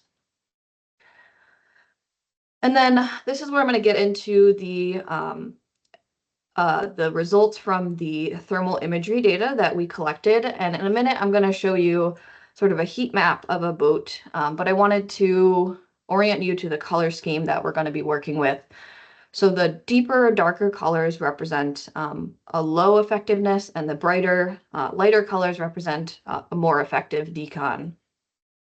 So overall, we saw that there's definitely room for improvement with decontamination. You know, a lot of the sections of the boat were pretty dark, and which means they were not sufficiently decontaminated. And it sort of puzzles me that some of the areas that were sufficiently decontaminated are areas that are less risk, like this upper part of the motor here. So just all things that were sort of puzzling to us. And I wanted to kind of step into some of the reasoning as to why we think this might be happening, or some unexpected observations with these decontaminations. Probably the biggest thing that we saw was that the mobile units sinuate in temperature. So the burner will kick on and reach that 140-degree lethal temperature, and then it will kick off and dip below. And all that time spent dipping below is technically not sufficiently decontaminated. And I know there's like a lot of variability with that. You know, juvenile mussels might need less time, that type of thing, or less temperature, that type of thing. But still, according to UMPS, these units are not always keeping up with lethal temperatures that are needed. So overall, we saw that the added hot water decon process only increased removal by about 6.3%, and that 38% of decontaminators were actually observed removing invasives by hand during the decontamination process. So essentially, they were slowing down during the decontamination process, looking at the boat a little bit closer as they were, waving their hose, and they were spotting things that they missed the first time around, and they were moving it by hand. So this again shows that, taking more time with your inspection can really do a lot. Another thing we saw overall, that decons resulted in a 25% success rate. So that means around 10 of the 40 sections were sufficiently decontaminated. And then we also noticed there was a lot of variabilities in the steps taken by decontaminators. So, some folks did low pressure plus hot water. Some folks did only high pressure. Some did, a motor flush. Some didn't. There was just a lot of variability in what steps they were actually taking. And we didn't see a lot of consistency across the board. So these are just some of the results that we saw with that experimental inspection process. And I've presented on these results before, but I'm really excited that I get the opportunity to present it to you all today, because it's sort of the culmination of my master's degree. I like to think like you are the reason that we are doing this research. And I wanted to next present some of the results from the survey that we took of that we administered after the inspections. So we asked inspectors, what they thought about the program and how they felt. So we asked them, what would help you most in doing your job as a watercraft inspector? And here's sort of a word cloud of the various answers that we got. But overall, the majority of people said training opportunities. So inspectors are out there, they see themselves as educators, they want to do a good job, and they're asking for more training opportunities. And I was really happy to hear the presentation prior about all the opportunities that you're giving to them, because this is what they're asking for. So the main training opportunities that we noticed that they asked for in the survey results was that they wanted information on AIS impacts, their local infestation status, identifying AIS. I saw that was something that was being implemented this year, so that's great. The current research that's going on, and then just opportunities to practice inspection scenarios like they did during this research, where they had to look through a boat that was spiked with invasives. So this is just one of the big things that we saw with those survey results. And then we also saw that they wanted, again, more educational opportunities specifically for boaters. So boater handouts, things like pamphlets to give to people, identification information, laws and regulations, those types of things, to just break the ice with boaters, start a conversation, have something to give them. So these are the two big things we saw out of this question from the survey. We also asked inspectors how effective they believe they are at doing various things, such as teaching boaters to perform prevention actions, persuading boaters to actually perform those actions when inspectors aren't there, preventing the spread of AIS, and then changing voters' behaviors. And it's sort of hard to pick out what's going on here with this plot, but basically what we noticed was that inspectors were really confident in their own behaviors, but they were less confident in their ability to change voters' behaviors. And I'm not sure like what to essentially do with this information, but I thought it would be helpful to share with you all today. Another question we asked was if they disagree or agree with the following statements. And these statements were really focused on like how they perceive themselves as a watercraft inspector. And overall, we saw that most inspectors are confident in their abilities to, educate voters and do their job well. So that just shows, the work that you all put into training and that sort of things is really helpful. And before I close the presentation, I just wanted to say that I understand that, invasive species management is hard and you all do such wonderful jobs at it, especially when there's so much uncertainty going around and there's so many decisions to be made. But ultimately know that prevention is the most cost-effective form of intervention. We've heard that over and over and over again. And we know that prevention, it works. And it works in part due to watercraft inspectors. So because of you all administering your programs, like this can work and prevention is possible.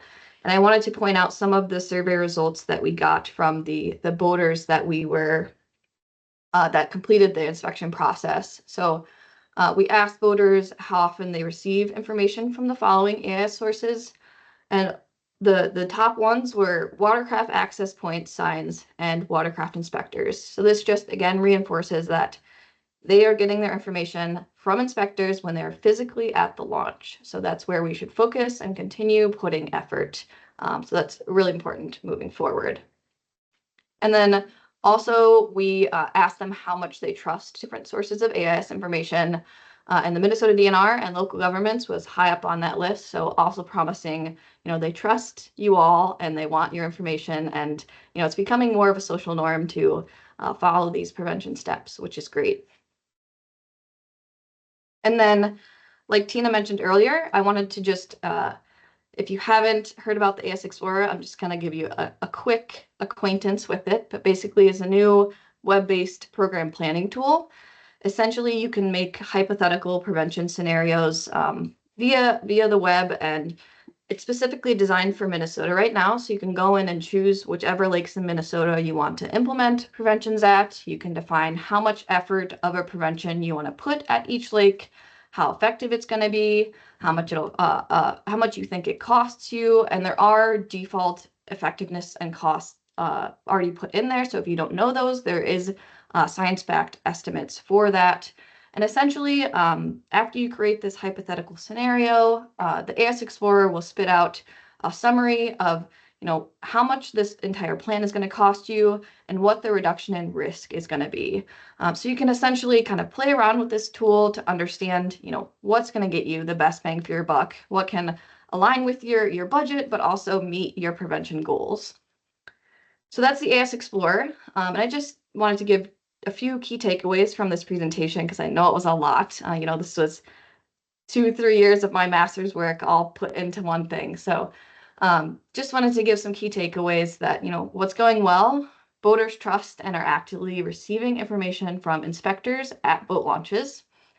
Inspectors and decontaminators do outperform boaters. I know this might be sort of a catch-22, but it shows that the effort and the money being put into inspection programs is not for nothing.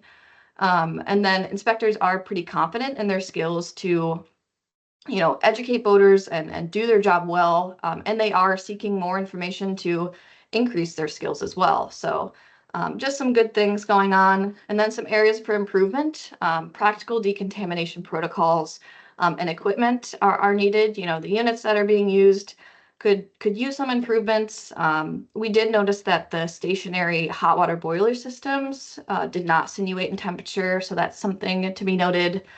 They are much more expensive, but overall, decontamination, there's room for improvement, and I'm happy to talk further about that if anyone has further questions.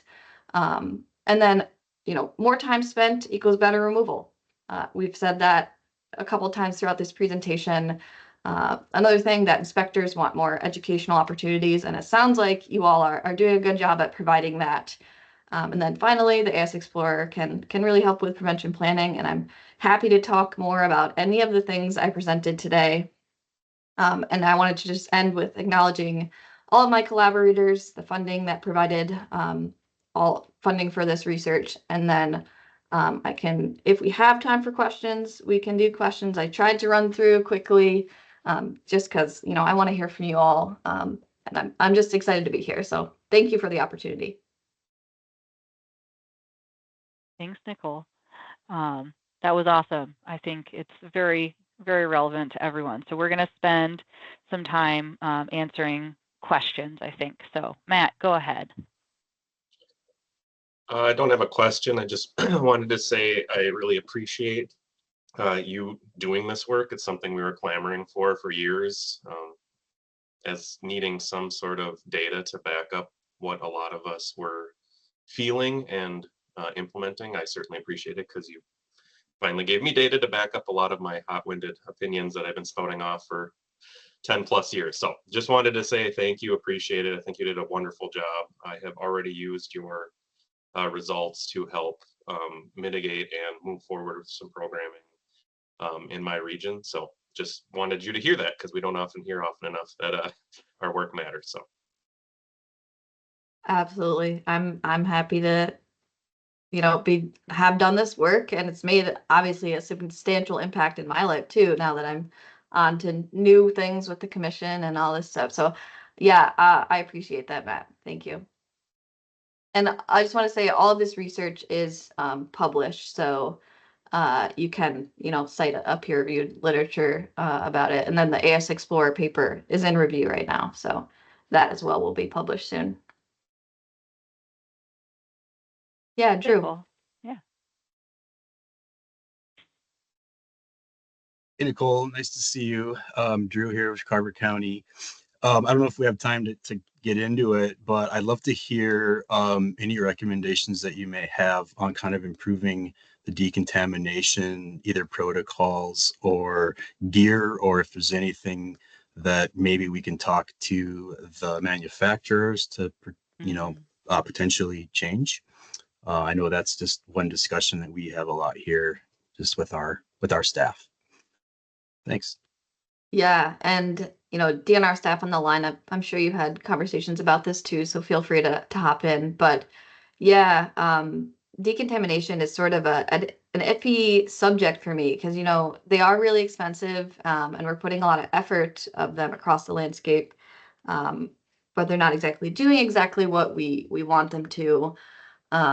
You know, these units are made for industrial cleaning. They're not essentially made for decontamination purposes for invasive species. So definitely, like, bringing these recommendations back to manufacturers would be helpful. I don't have an exact solution because I'm not an engineer, so I couldn't answer that part of things. I'm trying to think of what else. Tina or other DNR staff, did you have anything to follow up with that? Yeah, I would say that, you know, we have made some adjustments to our protocols based on the results of this study, and updated some of our training as well.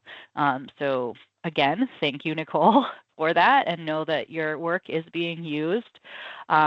We've known ever since we've purchased the first unit in 2012 that these units fluctuate in temperature and vary, you know, depending on the weather and operation and everything like that. So as with any tool, you know, we have to work with what we have, and this is what we have now. And we are investigating other opportunities. As you know, there's an on-demand hot water unit that was installed up at Big Bog on Red Lake that is getting a good amount of use. And we're exploring those, and we're providing anyone that's interested in permanent on-demand hot water systems, reach out. We have those specifications to look at, and Colorado is working on developing some portable on-demand units that are more consistent in temperature as well. Yep, that's what Tyler just put in the chat. So we're in the works, but right now, just knowing I would say I wouldn't say flaws necessarily, maybe flaws, the flaws in the system, just knowing that and maybe working with what we have will help us, it helps us understand those protocols a little bit more. Nicole showed like very specific, did we adhere to protocols or not? It'd be interesting to have more studies on like the actual efficacy of killing invasives on a watercraft and how effective that is on like live species. But that's of course a very challenging research project. So yeah, there's lots of opportunity, and we I think just have to kind of think about how we use the systems that we have and keep these intricacies in mind. Yeah, and I will say that having the guns on hand to measure the water temperature really helps. I saw one decontaminator during the process, like they knew that there was attenuation, so they would pause their decontamination process and wait till the temperature reached sufficient temps again, and then begin with their process. So that's one way to get around that. And I did want to say that, even though that's not, we're looking to do a kill with the decontaminations, but even a rinse does help. It does, remove things from the boat. So there is, that effort is still not lost there. So yeah, that's my thoughts on this. Thanks. Well, thank you. Griffin. Just knowing, I was just going to say thanks. It's just knowing the limitations of what we have with our decon units. And I think all of the different programs have decon units that have different things that go right and go wrong. It would be, the fix would be to have like this perfect unit that's specifically made for AIS decontamination's right, but financially that's probably not something that's going to happen. So just learning about what we can do to make our decontaminations more efficient as we go on, I think is important. So thanks for the answer. Thanks, Drew. Griffin. Yeah, Nicole, thank you. Appreciate it. Some of the surveys that you've done previously are, if you could go back a few slides, were you only surveying the inspectors themselves when asking about like most effective sources of AIS information? Was this all, for boaters? Yeah. Yep. Did you dig in any further about just specific demographic data on any of the boaters as far as gender, age, those sorts of things, and like seeing the crosstabs of, if there was any differences and those sorts of things? Yeah, we do. We're actually working on putting out a manuscript just looking at the boater survey data. So that's to come. We didn't notice any like really significant things, but we are sort of working through some other newer statistical methods that might help parse apart some of the differences that we're seeing. But overall, we didn't see any differences by demographic. Granted, the demographic was mostly male for boaters, male, middle-aged. So there wasn't a whole lot of variability there. But yeah, there is definitely more to come on this. We're trying to parse apart the data still. So yeah, good question. Great, thanks.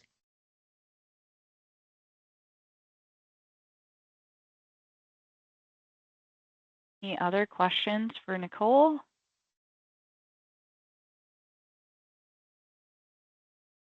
All right.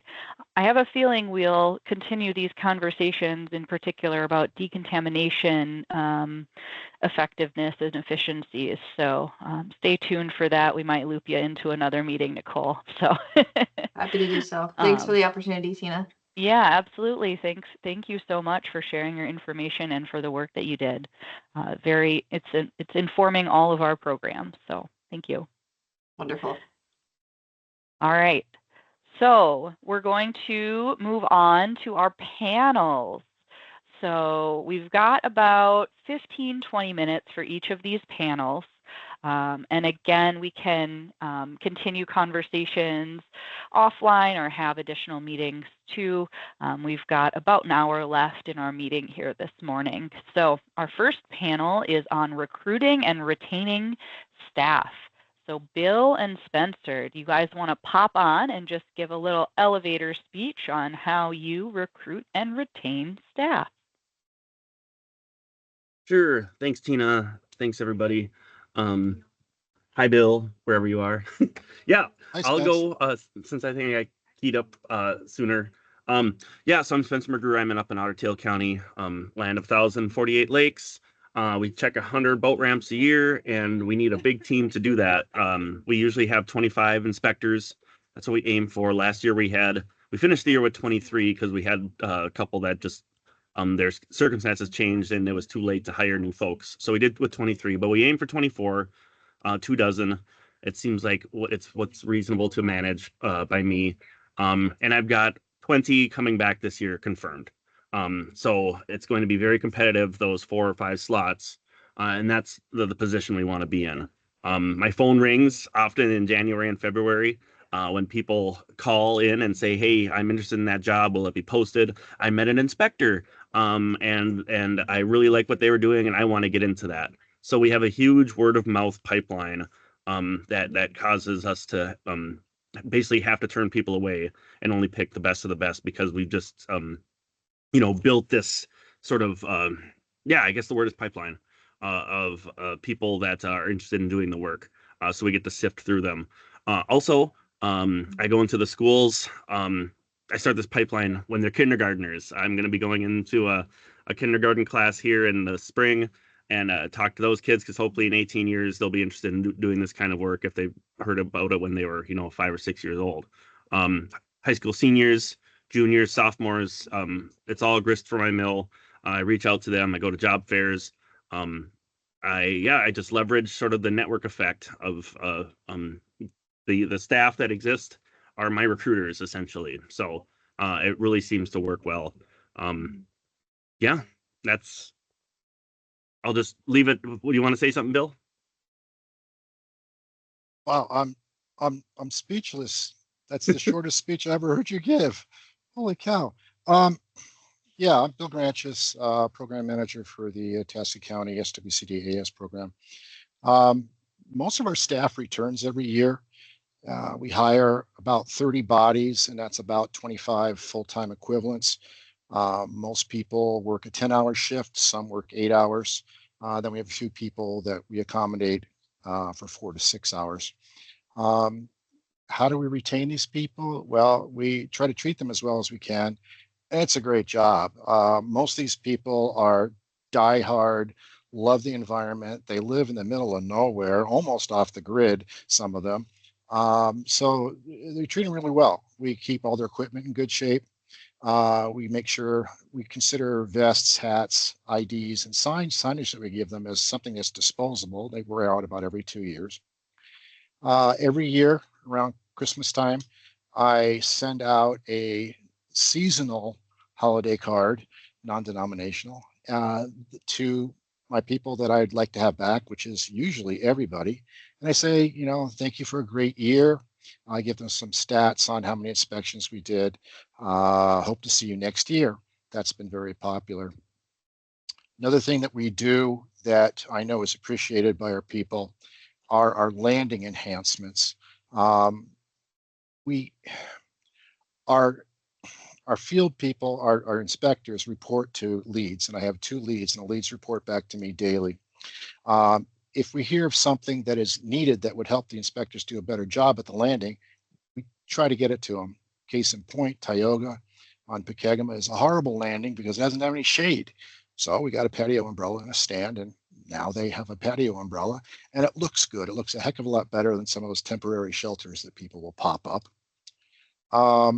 We report all landing issues. If a dock is out of alignment, if there's something wrong with the dock, it's passed up the food chain to me immediately, and we report it to whoever is the administrator for that landing. Our secret boater program, I don't know that it's a reason why we get people back every year, but I sure like it. And it keeps people on their toes. The main thing is paying attention to everybody, daily communications, and providing lots of training. We also try to do at least a once a year potluck meeting where we get together at some pavilion at a lake. Everybody brings a bag of potato chips or something. I usually bring hot dogs. And we just talk. And it's highly unusual that you can get your entire staff together all at one time, but it's invaluable. Everybody's just trading war stories back and forth. And it's a great time for training for everybody. So That's it. Thanks, Bill and Spencer. Any questions for Bill and Spencer?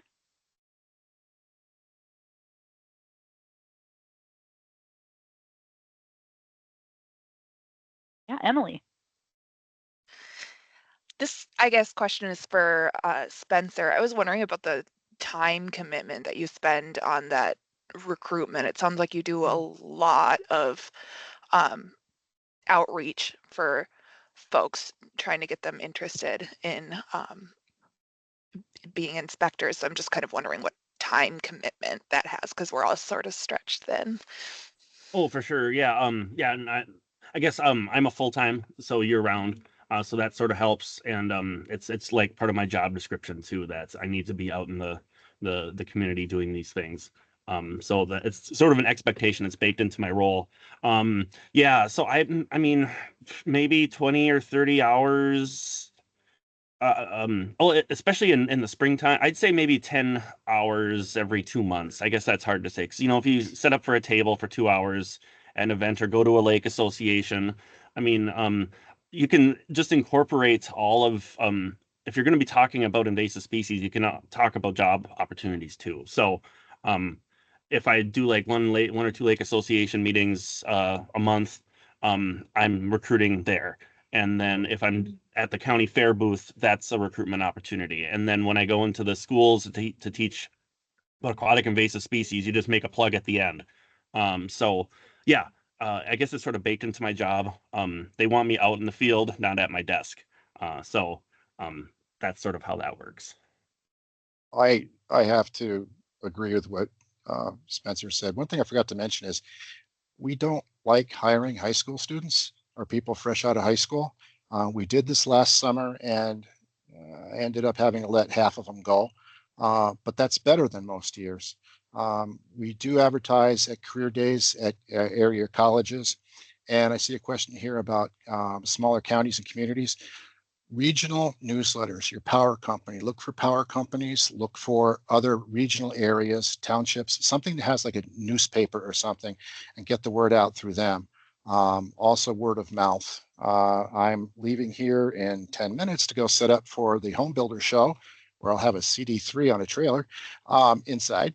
And I'm gonna have a great big sandwich board that says we're hiring, $16 an hour. So that's my advice for a small town, how to do it. Yeah, and I mirror that too. Yeah. And there's just so much community. I mean, I can name 5 guys right now that were recruited by one inspector because they're fishermen, as Amanda Weberg said, retired guys that like being outside. They get to talking when they're doing their fishing, and they're like, well, I'm really interested in this. I'd like to help out. And there you go, right there. So I wasn't even involved in that at that point. It wasn't my time. It was my staff person's time, but they were recruiting while they're on the job, which I think is part of what we want them to do. So always be closing. ABC if you sing Glengarry Glen Ross. There you go. Yeah, go ahead, Matt.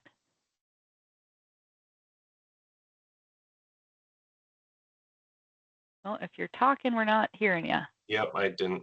There we go. The button. There we go. Okay, just a little bit of a piggyback to what you both were just talking about, but I think I'm aware, and I think a lot of people are aware. Both of you have very well funded programs. A lot of us don't. We don't. I'm a tenth of a person for AIS in my county. So I guess if you both just had like your top 1 or 2 low cost or free, or whatever you'd say you would suggest to those of us that maybe don't have kind of the resource base that you think are the best bang for your buck in recruiting, I guess would be helpful for some of us to hear. Thank you. I'll take a stab at that. Number 1, lake associations, that's free. Number 2, as I mentioned before, local newsletters that go out, that's free. Sometimes you can appeal to local newspapers, that's free. Radio stations sometimes that do public service announcements will get the word out, that's free. And word of mouth, treat your people that you do hire really well. And most of our people we get in actually are referrals. So, and how well funded somebody is, I don't think should matter really. This is your lifeblood. So it's something very important to do. Yeah, I'll ditto what Bill said, 100%. And yeah, even if you have like, 1 or 2 inspectors, if they're out there ABCing at every single encounter they have in the public with the public, you'll create a pipeline of people. So you can choose. But yeah, existing staff is great. Yeah, the newsletters. I write a monthly newsletter for our Coalition Lake Associations. It's got a readership of like 2,000 people. OTC Cola newsletter. I think Bill even gets it. That guy does a really great job putting that newsletter together. There's stuff about everything, but when it's hiring season, I always mention, follow the county websites. You put a link in right there. Chat GPT might make this even easier too. If your org lets you use Chat GPT and you don't like writing articles, have it spin up one. I write about 500 words at a 9th or 10th grade reading level, simple sentences, what we're doing. It doesn't take that long. So.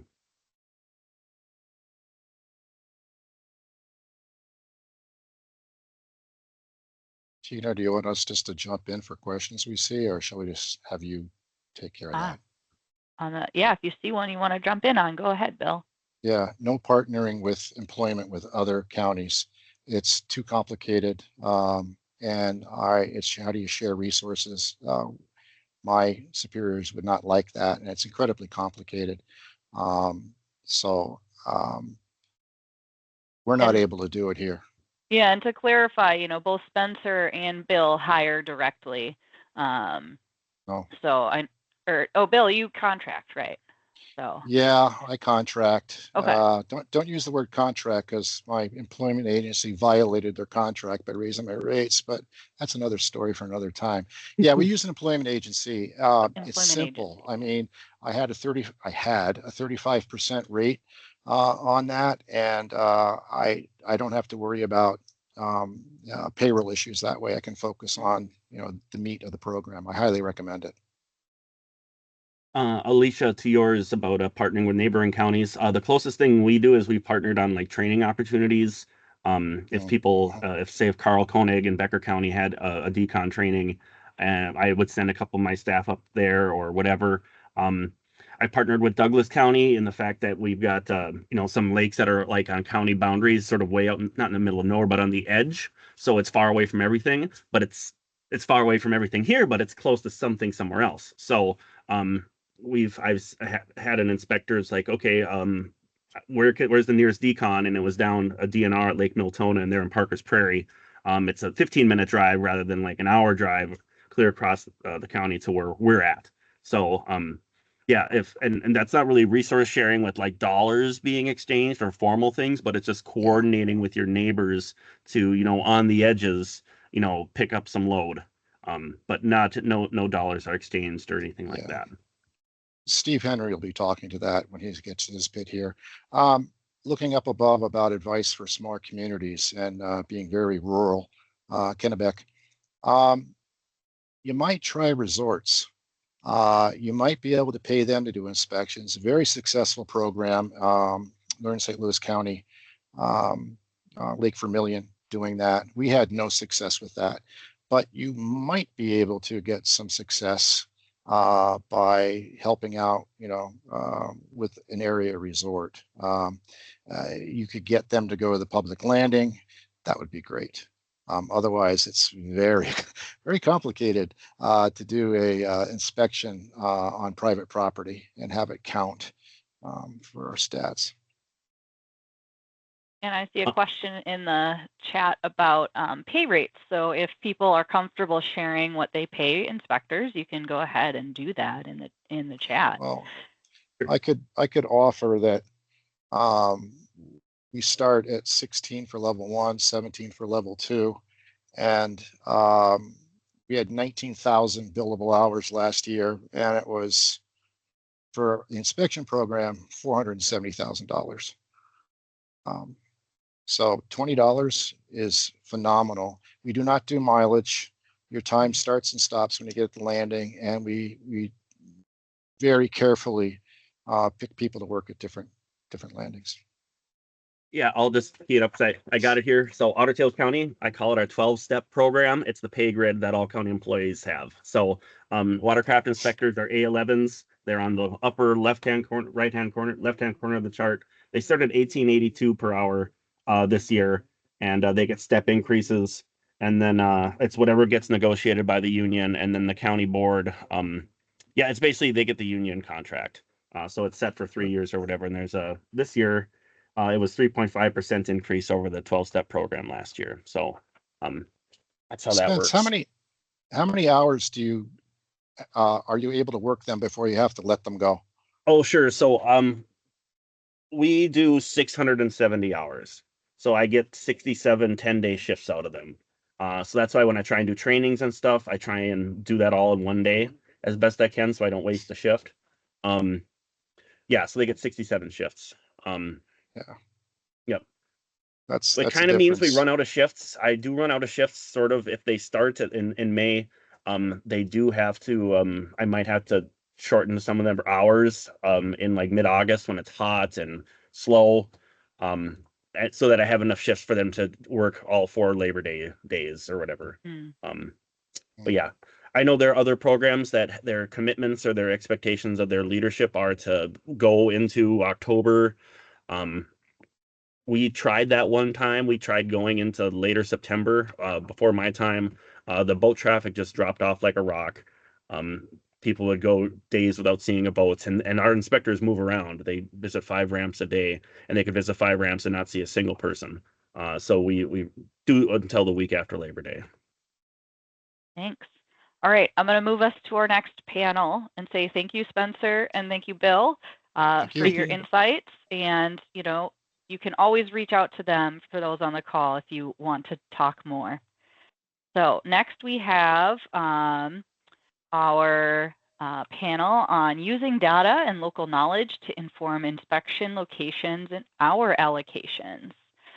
So we've got Travis, Steve, Aaron, and Alicia. If you guys want to pop on, I might have Travis go first briefly just to chat about how DNR allocates our hours and accesses across the state. Yeah, so I really am Travis. I'm the Region 4 Watercraft Inspection Supervisor. Like I mentioned earlier, I'm going to pull up my notes here. Yeah, so we use a tier list to decide where we're going to put our inspectors. You know, we have staff that take out decontamination units out to accesses, and we have a tier list for them. And then we also have a tier list for our level 1 inspectors who are going to be at accesses by themselves. The one for our decon units is a little more complicated. We kind of take into account data for the work area that our staff work in, which is usually about a 35-mile radius. So first thing we look at is it a zebra mussel infested water? Because we want our decon units to be at zebra mussel infested water, so they're catching boats that are going away to other lakes that maybe aren't infested. Then we look at inspections per hour. We look at DNR data as well as the LGU data for this. So we're trying to be at the busiest accesses, and then we kind of rank that out as like maybe under 1 inspection per hour, it gets a 0, and then it kind of goes up from there. If it's over 1, it's between 1 to 2, I think it gets a 1, and then it goes on up as you get more and more inspections per hour. I think like Prior Lake, where I'm at, we get like 6+ inspections per hour on average there. So it gets ranked pretty high there. Then we take a look at number of parking spaces at that access, and kind of use that as a ranking, and we have various rankings on that based on the number of parking spaces, you know, rank them from 0 to 2 or something like that. Then we take a look at ballast boats, and we take a look at all of the lakes in the area and work area, and how many ballast tank boats are going to each access. And then we divide that by the total number of ballast tank boats in the work area. And so then we give a higher ranking to the accesses that get the most ballast tank boats. And then we also take a look at time greater than 24 hours. So time on the water greater than 24 hours, kind of similar to how we do the ballast tank boats. We take a look at all the accesses in the area, take the total number of exiting inspections that said they were on the water for greater than 24 hours, and then kind of divide those out to get a percentage by access as to see which access is getting the larger majority of boats that are staying on the water longer. Then we kind of combine all these together, and we kind of get a percentage of our hours that can be allocated to each access, and then we go from there. And then that's when we get into the fun of trying to work with our local partners, our LGU partners, and figure out where they have inspection staff at. And maybe, like in Kandiyohi County, they're covering the Green Lake access, the main access there, 7 days a week for 12 hours. So we don't need to send our decon unit over there. They've got one over there already. So we take that off of our list, and we kind of adjust our list based on where you guys have inspectors and decon units and all that type of stuff. Yeah, and then the level 2, the level 1 access or tier list is a lot less complicated. It's mainly we're looking at accesses that don't have decon units at them, and we might send them to like a lake with water milfoil or spiny water fleas. The next tier down is lakes that don't have a decon unit at them. And then our last tier is like exploratory hours for lakes that haven't had inspections at them before. So that's kind of how we allocate things. I hope that wasn't too confusing. We have a method to our madness, I think, is the moral of that story. And that's just an example of how the statewide data is used to inform programs year to year. Thanks, Travis. I'll keep you spotlighted here. Let's see. Steve, would you like to go next? Sure, I'll go next. So our level 2s are owned and managed by partner groups. So I don't have to worry about my level 2 access prioritization. Most of them are at U.S. Army Corps accesses. So the Army Corps owns them, maintains them, deploys them, and I staff them. So I just look at tier 1, level 1. We run off of tiers as our basis also. So infestation status, historical boater rate, AIS Explorer. But then after working with Aaron and Hubbard and his prioritization, we dove into prioritizing some of the hours. So this year, 70% are allocated by tier. Next year, we're looking at 50%. We got about 6 factors. One is statewide risk. After the interesting presentations we've seen, we decided to include that. So using the survey data in a pivot table, we determined all the last in reports for lakes in Minnesota, took out the top 100, went through and removed the same lake reports. So if people said they were last in Leech Lake, but they said that on Leech Lake, we took those out of there. So then we allocated some hours out to the lakes in our county that appeared on that list based on their proportion of the county total for the lakes on that list. That's kind of the same way we work with each factor. We kind of decide what the factor might be. We evaluate it in the pivot table, figure out the proportion of the total, allocate hours. If there's multiple accesses on a lake, we staff 7 accesses on Leech Lake, then those hours are allocated to the accesses based on the rate. So for that statewide risk, that would be the exiting rate. Some of these factors, we use the entering rate. So why not just AIS Explorer? We get similar results, but they can actually be quite different in detail. We did some pair planning with Itasca. Boaters arriving in Itasca from CAS, AIS Explorer said 24% were from Leech and 18% were from Winnie. Our actual numbers were 21% was from Leech, but 55% were from Winnie. So as a response to that, CAS is picking up another Winnie access this year. It's in kind of our almost bottom tier. We also have like an exploratory tier just to gather some information. We did go one level above that because DNR has been out there and we have a little bit of information about seasonality and rate. So some of the other ones quick.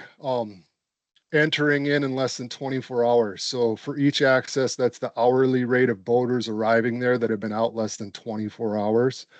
And then because we wanted to balance between infested factors and risk factors. So that's kind of a risk factor. And then sources of entering that were infested. So for those reported entering boaters, the infested lakes in our county, what was their proportion of those boaters, and then allocated hours out to those accesses as we previously discussed. Entering other CAS, So that's an infestation status blind factor, which accesses we're accounting for a lot of our boaters entering into other accesses. Pretty simple one, county specific. So a number of ours were county specific before we kind of threw the umbrella out a little further. An interesting one, working with a lake group that had several lakes in a chain, and how do we allocate hours out to those lakes? So now we have a down number factor. That's the sum of uninfested lakes downstream from an infested water. Obviously, if the upper lake in the chain gets infested, both the other lakes will soon be infested with several of the species that we deal with. So that was a little GIS analysis versus the pivot table analysis.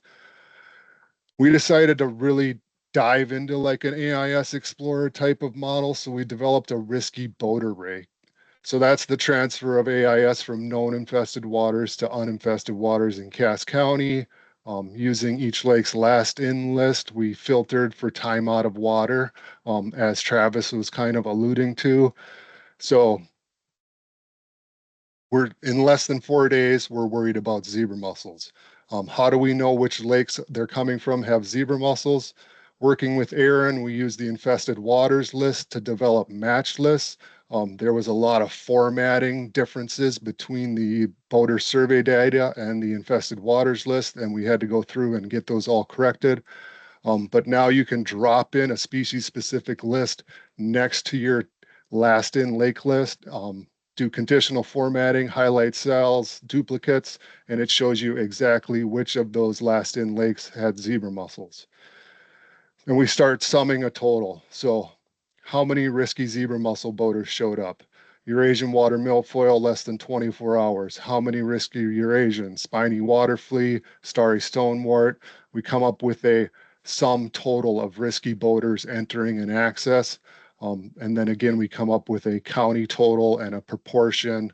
So we arrive with a rate of risky boaters arriving at that access. We have talked to Nick Phelps about perhaps having a time frame specific AIS Explorer. And again, those I can play with those and look at, starry stonewort in less than 4 days versus 24 hours. Spiny water flea, probably the same way because of its ability to survive out of water. So that was our real dive into prioritization. Once you get the pivot table set up and going, you can actually really roll through pretty quick and come up with these. Thanks, Steve. A complex assessment, I would say. Alicia.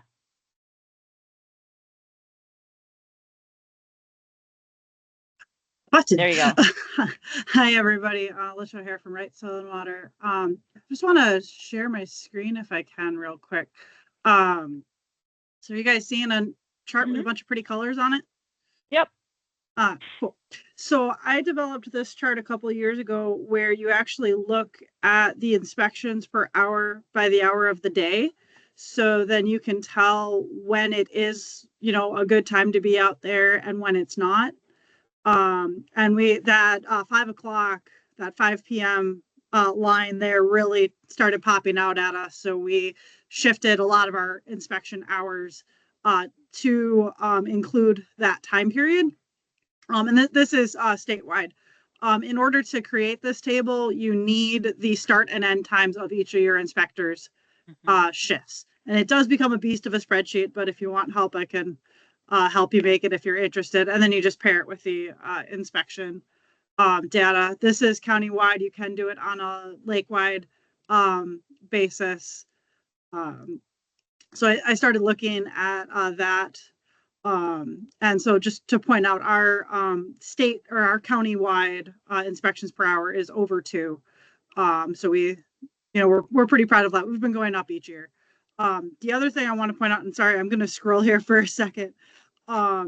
This was the other chart that really impressed Lake Association people, is that when you look at when license plates are observed, so about half of our boaters are only seen on the weekend. Very popular time. It's a good time to go out on weekends. So they always wanted us to be, you should be out there on the weekends. That's when the inspectors are the busiest. But we found that a third of our boaters are only visited during the week. So we did not want to cut out those boaters. And this was an important data piece in order to justify to others why, weekdays aren't as popular, but you're reaching more people by doing it. So I would really stress to people that inspections per hour is not your end all be all. Like, you need to consider how many license plates you are looking at, because you can get a high inspections per hour, but if you're inspecting the same people repeatedly, eventually your message is going to kind of fall on deaf ears. And that is with this chart, looking at the number of encounters with each license plate.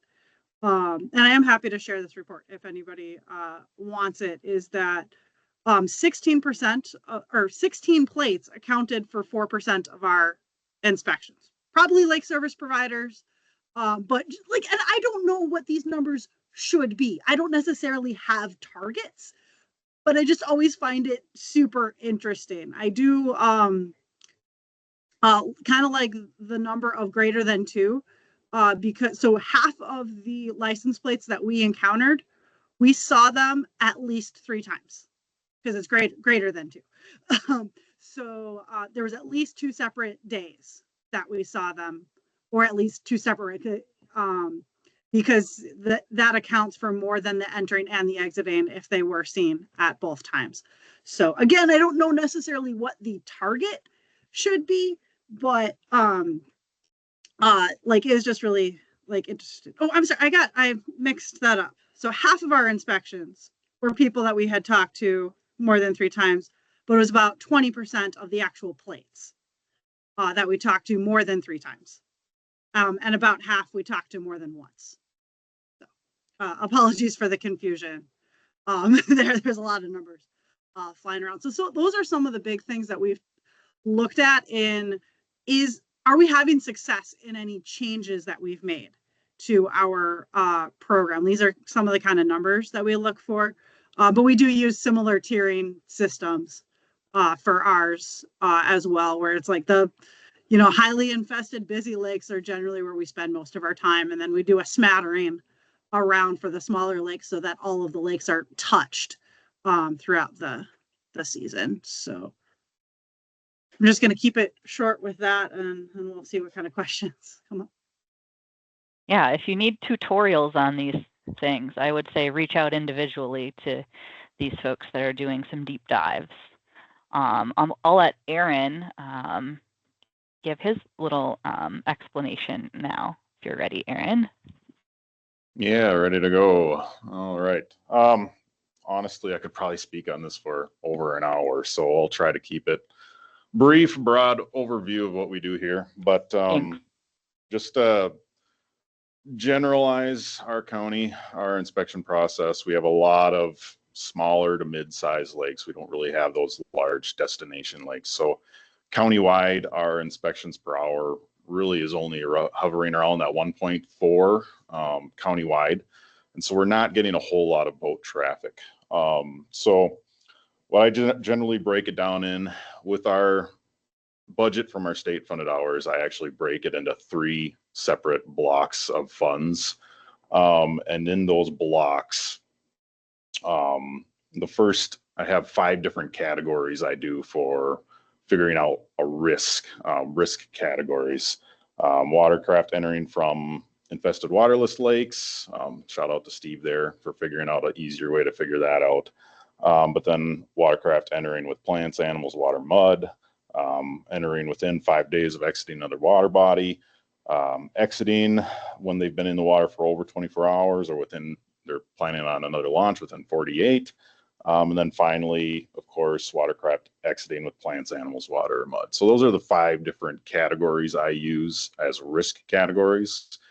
And then I rank all the accesses I do inspections on, depending on what the rank is of those risks versus the actual risk events is another category. And then finally, the third category is actual inspections per hour at those accesses. You go through the whole model, it kicks out. I use different sliding scales for each of those categories.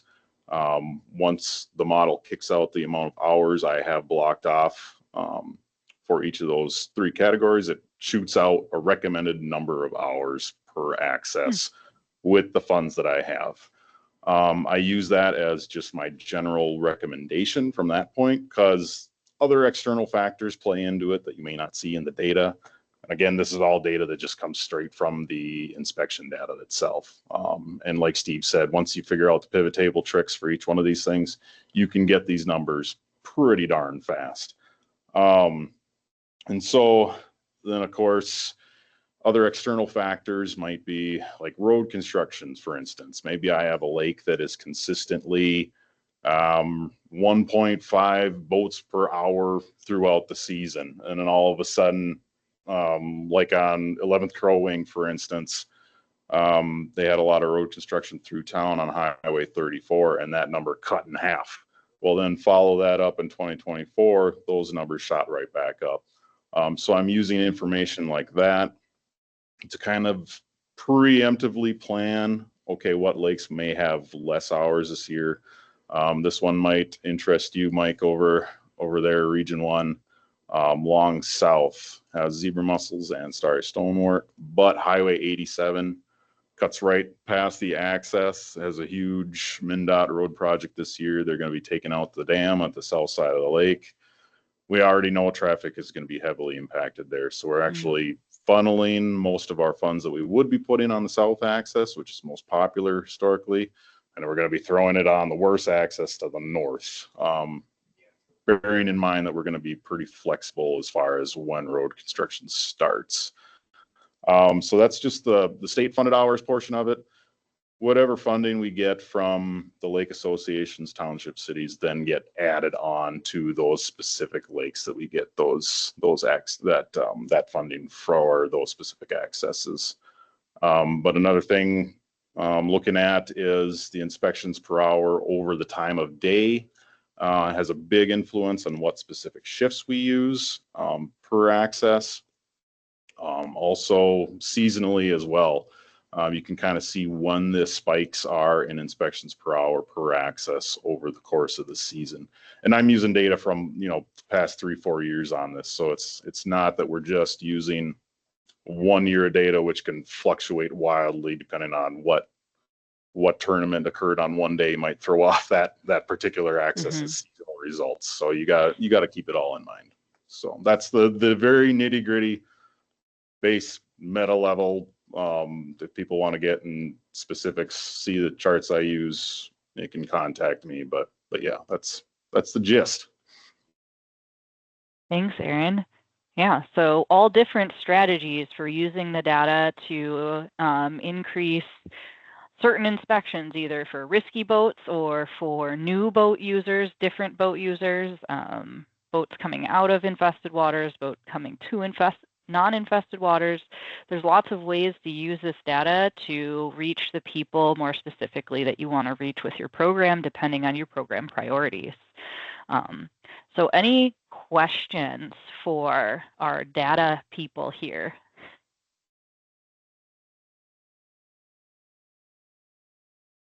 And the only one I didn't hear mentioned that we also use is fishery based.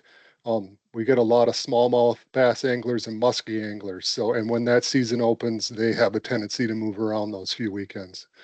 So we do focus on those lakes. Some are infested, some aren't. Thanks, Steve. And there's a good comment in the chat that the FileZilla FTP site has videos on how to sort the inspection data. So take a look at those if you're new to pivot tables. I can mention one other thing that came to mind that influences where we end up putting our decon units is tournaments. And if anybody doesn't know about it, the DNR on their webpage has a list of all the tournaments that are registered with the DNR, but that's usually like have to be at least 25 boats or a certain dollar amount that it gets listed on there. Smaller tournaments don't get listed on there. And so I kind of rely on my inspectors that are out there on the ground, and they kind of hear about these tournaments word of mouth, and I'm sure Ariana over there in Meeker County gets annoyed with me wanting to switch accesses for our decon unit when my level 2 over there hears about a tournament that's going to be on one of the lakes over there. So Yeah, Spencer here. We also think about, resort changeover days.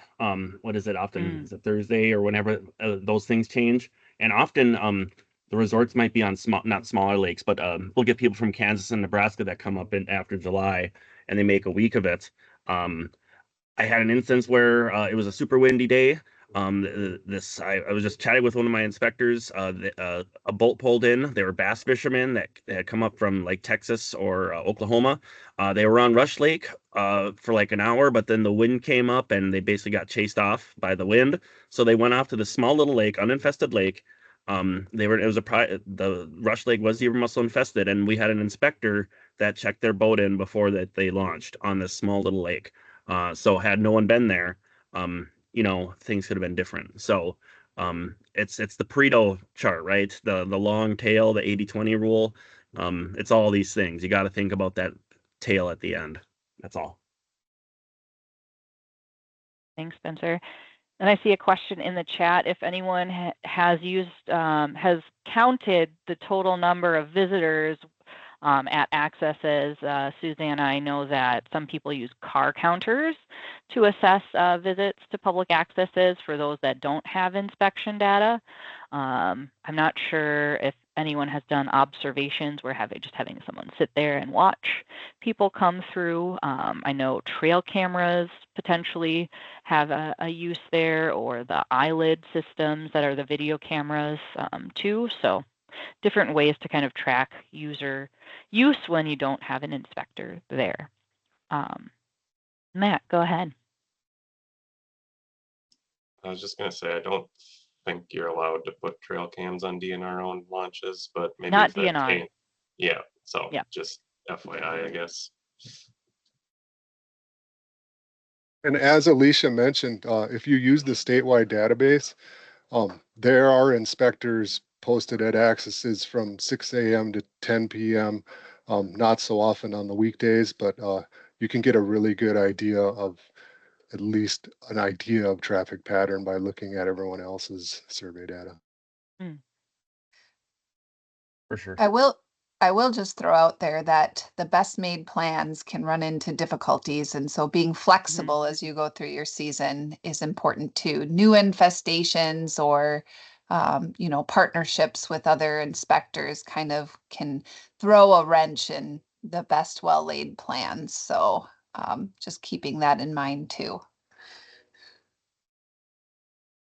And communicating that flexibility, especially if you're working with a lot of partners or lake associations that are contributing extra funds or are concerned about your coverage, to help them understand that covering one area helps protect their lake, even though you're not directly at their lake. I know that's something that is a really challenging conversation to have sometimes with people that are very passionate about their particular lake. But really emphasizing that the work you're doing is reducing the risky movements of boats, and you have a method to do it, and you have the reports and pie charts and color-coded spreadsheets to show them how you're working to improve your work. Really helps that build confidence that you're doing the work that they want you to, even though you might not be on their particular lake. Right. And Aaron, I know you mentioned that you get funding for additional hours on certain lakes as well. And I believe that's the case here in Crow Wing County as well. And I know that there were some, we had to work out like hours of coverage because hours that they had paid for weren't getting covered specifically by Crow Wing County, but DNR had been there.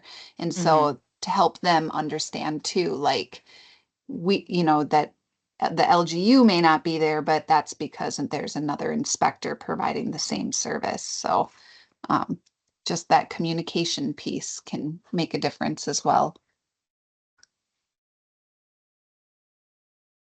All right. Well, I think we're going to move on. We got 2 more panels still. We're just chock full of panels. So I want to thank all of our data gurus for sharing how things work on their end, and we'll move on to talking about working with local law enforcement. So I'll invite Spencer back up and Susanna as well. And for those that, we've been sitting for about an hour, so highly recommend if you're at your desk to just stand up and do a little stretch if you can. And we'll just keep going through. We got about 20 minutes left of our meeting here today, so we'll spend about 10 minutes on enforcement. So maybe Susanna, I'll let Susanna go first. Sure, great, thank you. And if I can share my screen, go for that it. would be great. Okay, we'll pull it up. So hopefully everyone can see. And yep. Again, I'm Susanna with Chisago County, managing the Aquatic Invasive Species Program and other water planning programs. We also have Madeline Kinney, who's our AIS specialist. She's joining our meeting today as well. But just wanted to give an idea of where the county is located. We're just north of the metro area. We have 2 major lakes areas in the southern and northern part of the county, and the St. Croix River borders our eastern edge. And for AIS, we focus on inspections and decontaminations, outreach and education, early detection, and then enforcement, working with our county sheriff's office. And this is just a quick summary of the work that we do based on the AIS metrics template, and working with law enforcement, again, a key part of our AIS work. So we've had a relationship with the Water Patrol Division within the Chisago County Sheriff's Office to provide inspections since 2015. And this was just before my time. I had started in the late fall of 2015. And overall, we need to have this relationship and this partnership to fully implement our AIS program, especially with watercraft inspectors not being able to issue citations for violations of AIS state law. And so overall, there are 3 main things that are key to having, the enforcement and that partnership with the county AIS. And that is funding for overtime shifts for inspections, providing that funding, providing training for law enforcement, and having an existing and dedicated Water Patrol Division. And I'm not sure how that overall enforcement partnership would work without all 3 of those.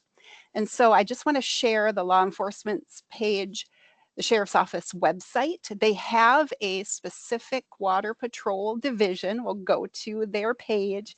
They are actively promoting safety, education, enforcement on our lakes year-round. They also place and maintain buoys for the county's slow no wake ordinance. They respond, of course, to calls and accidents, and they do search and rescue along the St. Croix River. In 2015, we worked with the Sheriff's Office to provide the initial AIS training to learn about, their role with enforcing the state laws. This has been key. And each season, we provide up to $9,000 or $10,000 to reimburse the officers for working overtime shifts to inspect watercraft. So they submit a report at the end of the season. This is last year's report.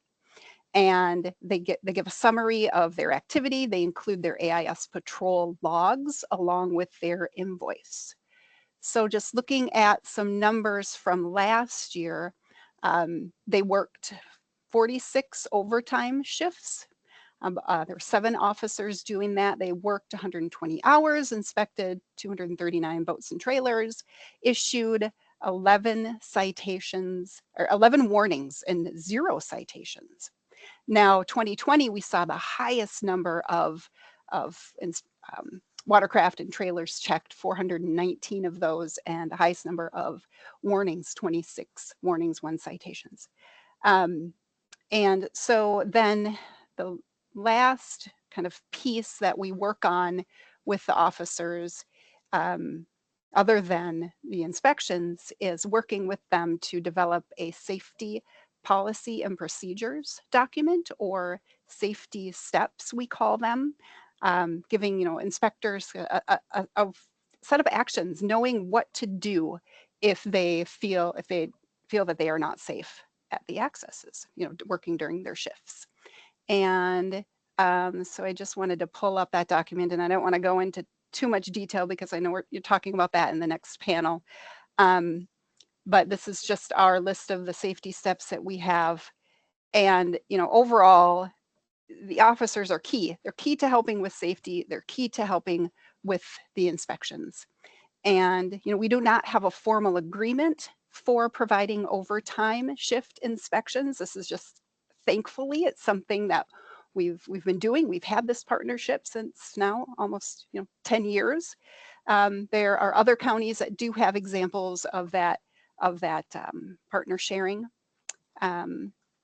And so I'll leave it with that. I do have an example of a specific instance that we had with a boater regarding a decontamination, but if we have time, I can share about that.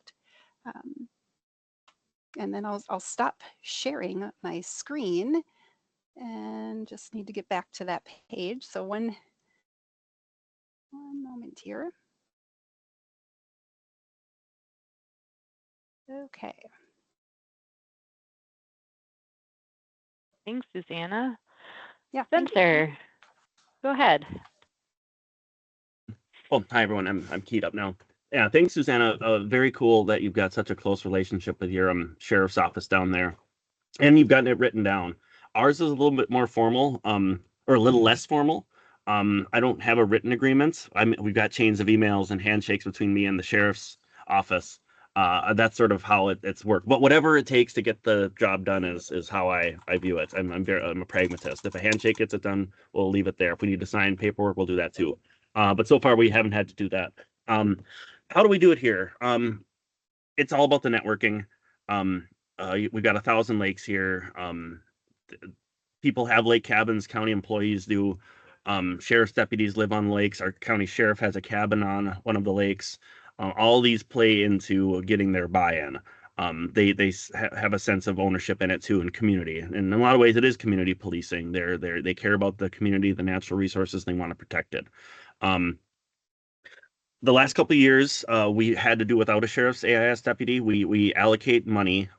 It's usually around $60,000 or $80,000 a year to have a full-time deputy between like May and October, where their primary focus is doing AIS enforcement.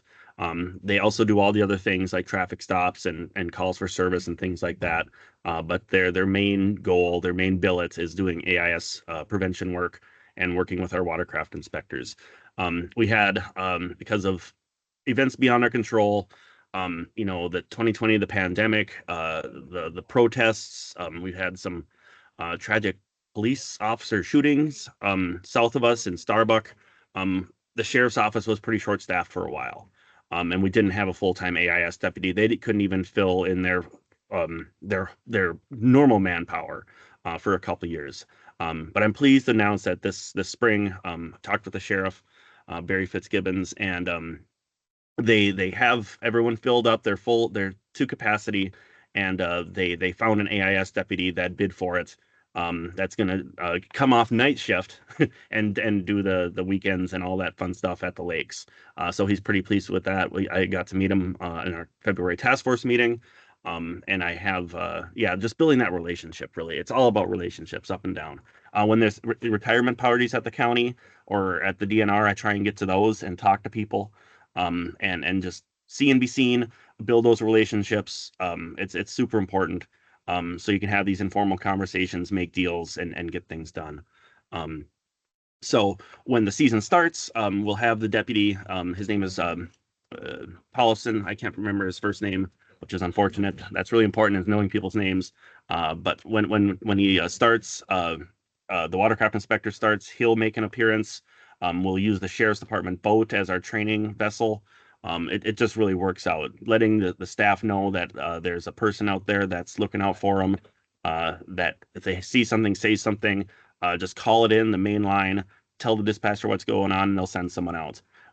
This isn't to say that when we didn't have a full-time AIS deputy that the sheriff's department wasn't supporting us.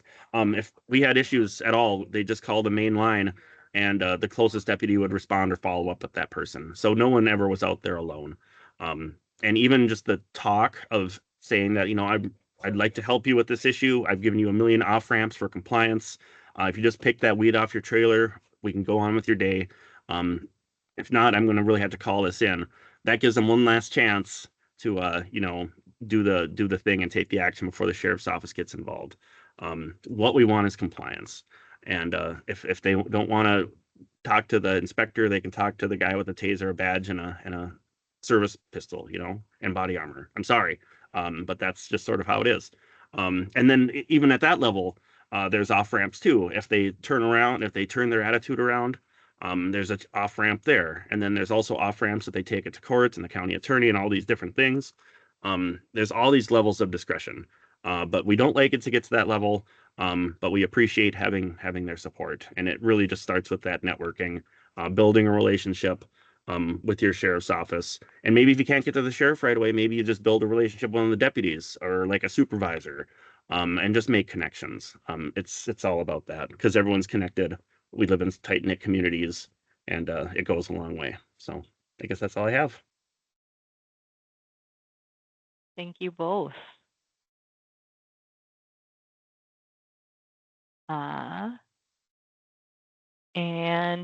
Susanna, when your officers are on their overtime shifts, are they doing actual inspections?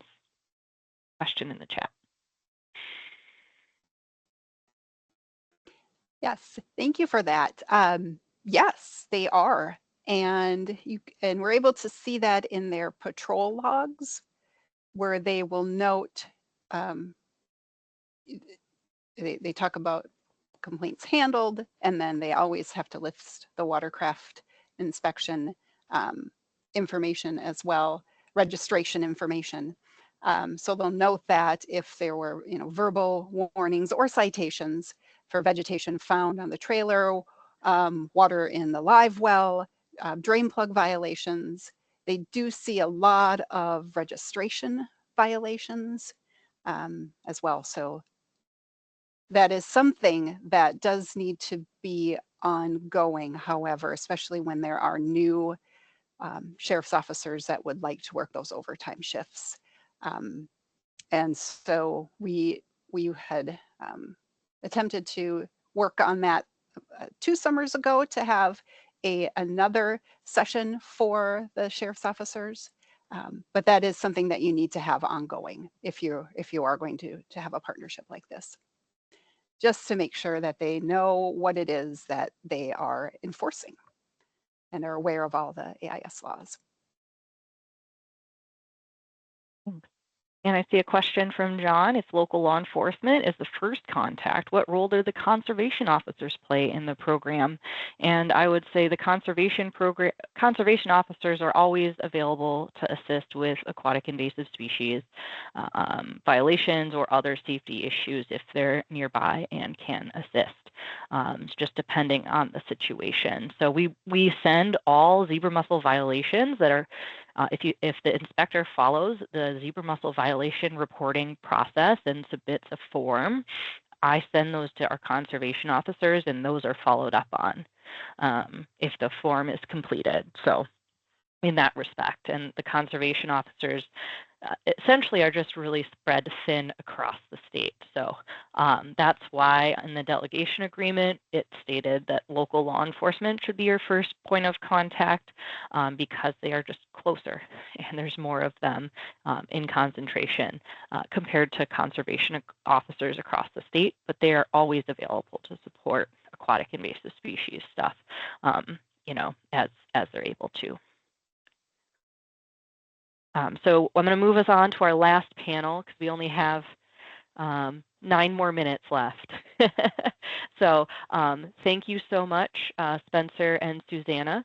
And we will get our last couple panelists up.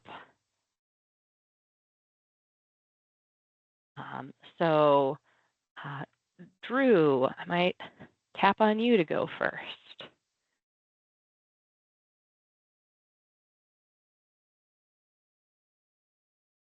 You're still there. Sure. There we go. I guess I don't have a prompt to speak off over here, so am I just kind of telling you about our experience with some safety issues? Mm-hmm. Great. So Again, Andrew Descartes, I coordinate the Carver County AIS program.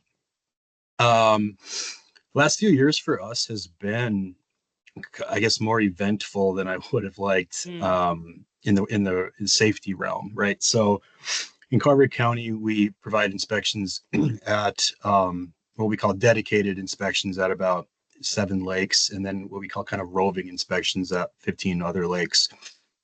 Lake Waconia is probably one of our busiest lakes. And it's, I'm sure a lot of you have lakes with public accesses that are just kind of crazy all the time. I know ours isn't probably, or Waconia is probably not bad as Minnetonka, but it seems like it's getting there. And we've had a few kind of close calls and injuries with our watercraft inspectors at Lake Waconia over the last few years. So particularly last year was kind of a bad one. A few years ago, one of our older gentlemen who's been with us for years, he likes to ask people to kind of stop the vehicle, turn off their vehicle. And a lot of folks don't like that. And he does this, and it is kind of part of the recommended protocol and DNR manual. But he does this specifically because he can't move that fast. If someone jumped in and kind of forgot he was there and decided to drive forward, he's going to get ran over. And that's happened twice where he's had to try to jump out of the way and, hurt himself. Not severely, but, it could have ended a lot differently. And then last year we had 1 broken bone and 2 other close calls with, boaters just not paying attention or maybe purposely doing it. We don't really know. So last year I called, I don't even remember, but I started conversations with Christine, who's on the call, and her and Tracy came out, and we had a great meeting out at the boat launch. Talked through, in detail what happened with these incidents, how they happened, and what we think we can do to prevent these incidents from happening, more in the future. So kind of where we are now is that we've requested to DNR Parks and Trails to kind of take a look at the access, maybe kind of get some new striping for lanes and directional arrows, because a lot of times the boaters just, if they can't get where they want to go, they're just going to jump the median and go drive backwards through parts of the launch. And I think that's part of why 1 or 2 of these incidents happened. So, and then I'm also working internally with our risk department as part of our HR to see, and Christine, to see if we can incorporate some more safety training and then maybe some aspects to our inspection program where we can use tools like cones or those candle cones or something, and stop bars to kind of create sort of an inspection area, if you will, not preventing anyone from, no barriers or anything like that, but just having something kind of high vis that perhaps the builders can see in their mirror, kind of reminding them, hey, there's someone down under my boat right now if they didn't want to get out of the car. So those are kind of the ideas we're trying to implement right now, and hopefully this spring we can get some of those off the ground. And I guess that's kind of the short story there. And big shout out to Christine and DNR for really taking this seriously and helping us out. Thanks, Drew. Yeah, Christine, do you want to add anything on or speak a little bit about how we keep our inspectors safe out in the field? Sure. Yeah. So I'm really glad that Drew called and that we were able to go out there, look at the access. I mean, we work that access too. But I guess, when you look at it from a safety perspective and with some fresh eyes, you realize that things are missing. Like there weren't arrows to show what is the traffic pattern supposed to be in the parking lot. There's no signage to say people should slow down instead of driving in super fast into the parking lot. We know that it gets super busy. And so really taking the time to think about where can you best set up your inspection area? where are there lanes for, for the inspectors to be able to walk safely if they have to go back and forth. So in the case of the One Waconia access, you have to walk from, where people are parking and getting their boats ready. And if you need to decontaminate, you have to walk across the parking lot through the traffic to get to the other side. And so we talked through all of that. I worked with Parks and Trails. One thing that I think I would recommend, though, is if you are having safety concerns at an access, include local law enforcement and or DNR conservation officers. I think that was an important piece that we were missing during those conversations, because if they have to come and respond to something, they'll be aware and you can kind of work together to make a plan. And I think that that's just really important. And I've done that with, like the city of Big Lake. I've worked with their enforcement for some issues we had. So just really make sure you're including them. But Parks and Trails has been really great. And hopefully, yeah, those things that we talked about will come to fruition this spring. Thanks, Christine. All right, Matt. I get to be Mr. Irrelevant. I love it. Last but not least, right?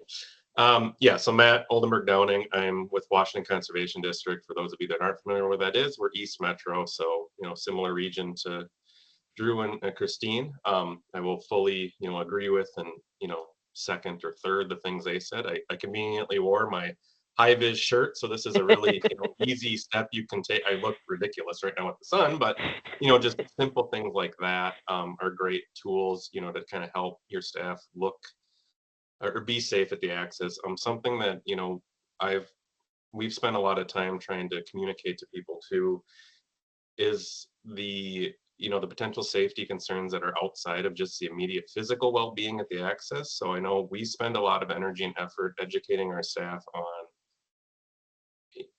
interpersonal, I guess, safety issues. Unfortunately, we've dealt with a lot of issues revolving around harassment, stalking, inappropriate conduct, primarily geared towards female staff, but all staff. So we take a lot of active steps and really think about that when we're staffing people. We don't staff, particularly, at-risk individuals at certain launches. We sometimes will just not staff launches at all if we've had issues. We vary our scheduling immensely to make sure that we've had people learn when staff are going to be there, learn names, ask other staff when so-and-so is going to be there so they can come bother them. Something that, unbeknownst to me was even a thing a couple of years ago, we strongly encourage staff to not use social media while at the access. A lot of Instagram, Snapchat, whatever. I'm not hip now with it in WoW anymore like I used to be, but all of those things carry data in those photo uploads. So we actually had somebody figure out who one of our staff people was based on a geotag and message her on Instagram out of the blue. So just be mindful, I guess, of all of those things. Encourage your staff to, be careful with what they do. You have a responsibility to think about it. Steps we've taken besides just making them aware. We're constantly out there. Myself and Amanda Herbrand, I think, is on the call. We're out checking on our staff frequently. We have really great relationships with our lake associations. We ask them to pop over and make sure that staff kind of feel that there's somebody there watching out for them or with them. Those are things we already heard the engaging with enforcement to make sure they're aware, but just really being mindful of all the other issues that occur. And I guess the final thing that we kind of do to help encourage that safety aspect is we are having bi-weekly, if I'm on top of my game, staff meeting where we're really encouraging staff to share, I think we heard earlier, some of those stories and let us know if they see something. I mean, I have many examples of that where we identified, there's a very specific license plate that comes and is creepy, for lack of a better word. There's a white Ford Ranger with a blue topper that goes into Clear Lake and hassles people. Well, that was really helpful information to know, to be able to communicate to local law enforcement, and they very quickly identified that individual and told them to leave our staff alone. So just making sure you have those open lines of communication and reminding your staff that like you're there to help them, you care about their safety, you care about them being able to do their job, I think can go a long way. Thanks, Matt. You're glowing, by the way. I know it's ridiculous. Great. I feel the power. Absolutely glowing. So I think that that is a great way to kind of wrap up our meeting here today, is that as supervisors of your program, you're all here to support your staff and make sure that they feel safe in the work that they do. And there's a lot of things that you can do to make them feel safer. So thank you, everyone. I want to say thanks, everyone, for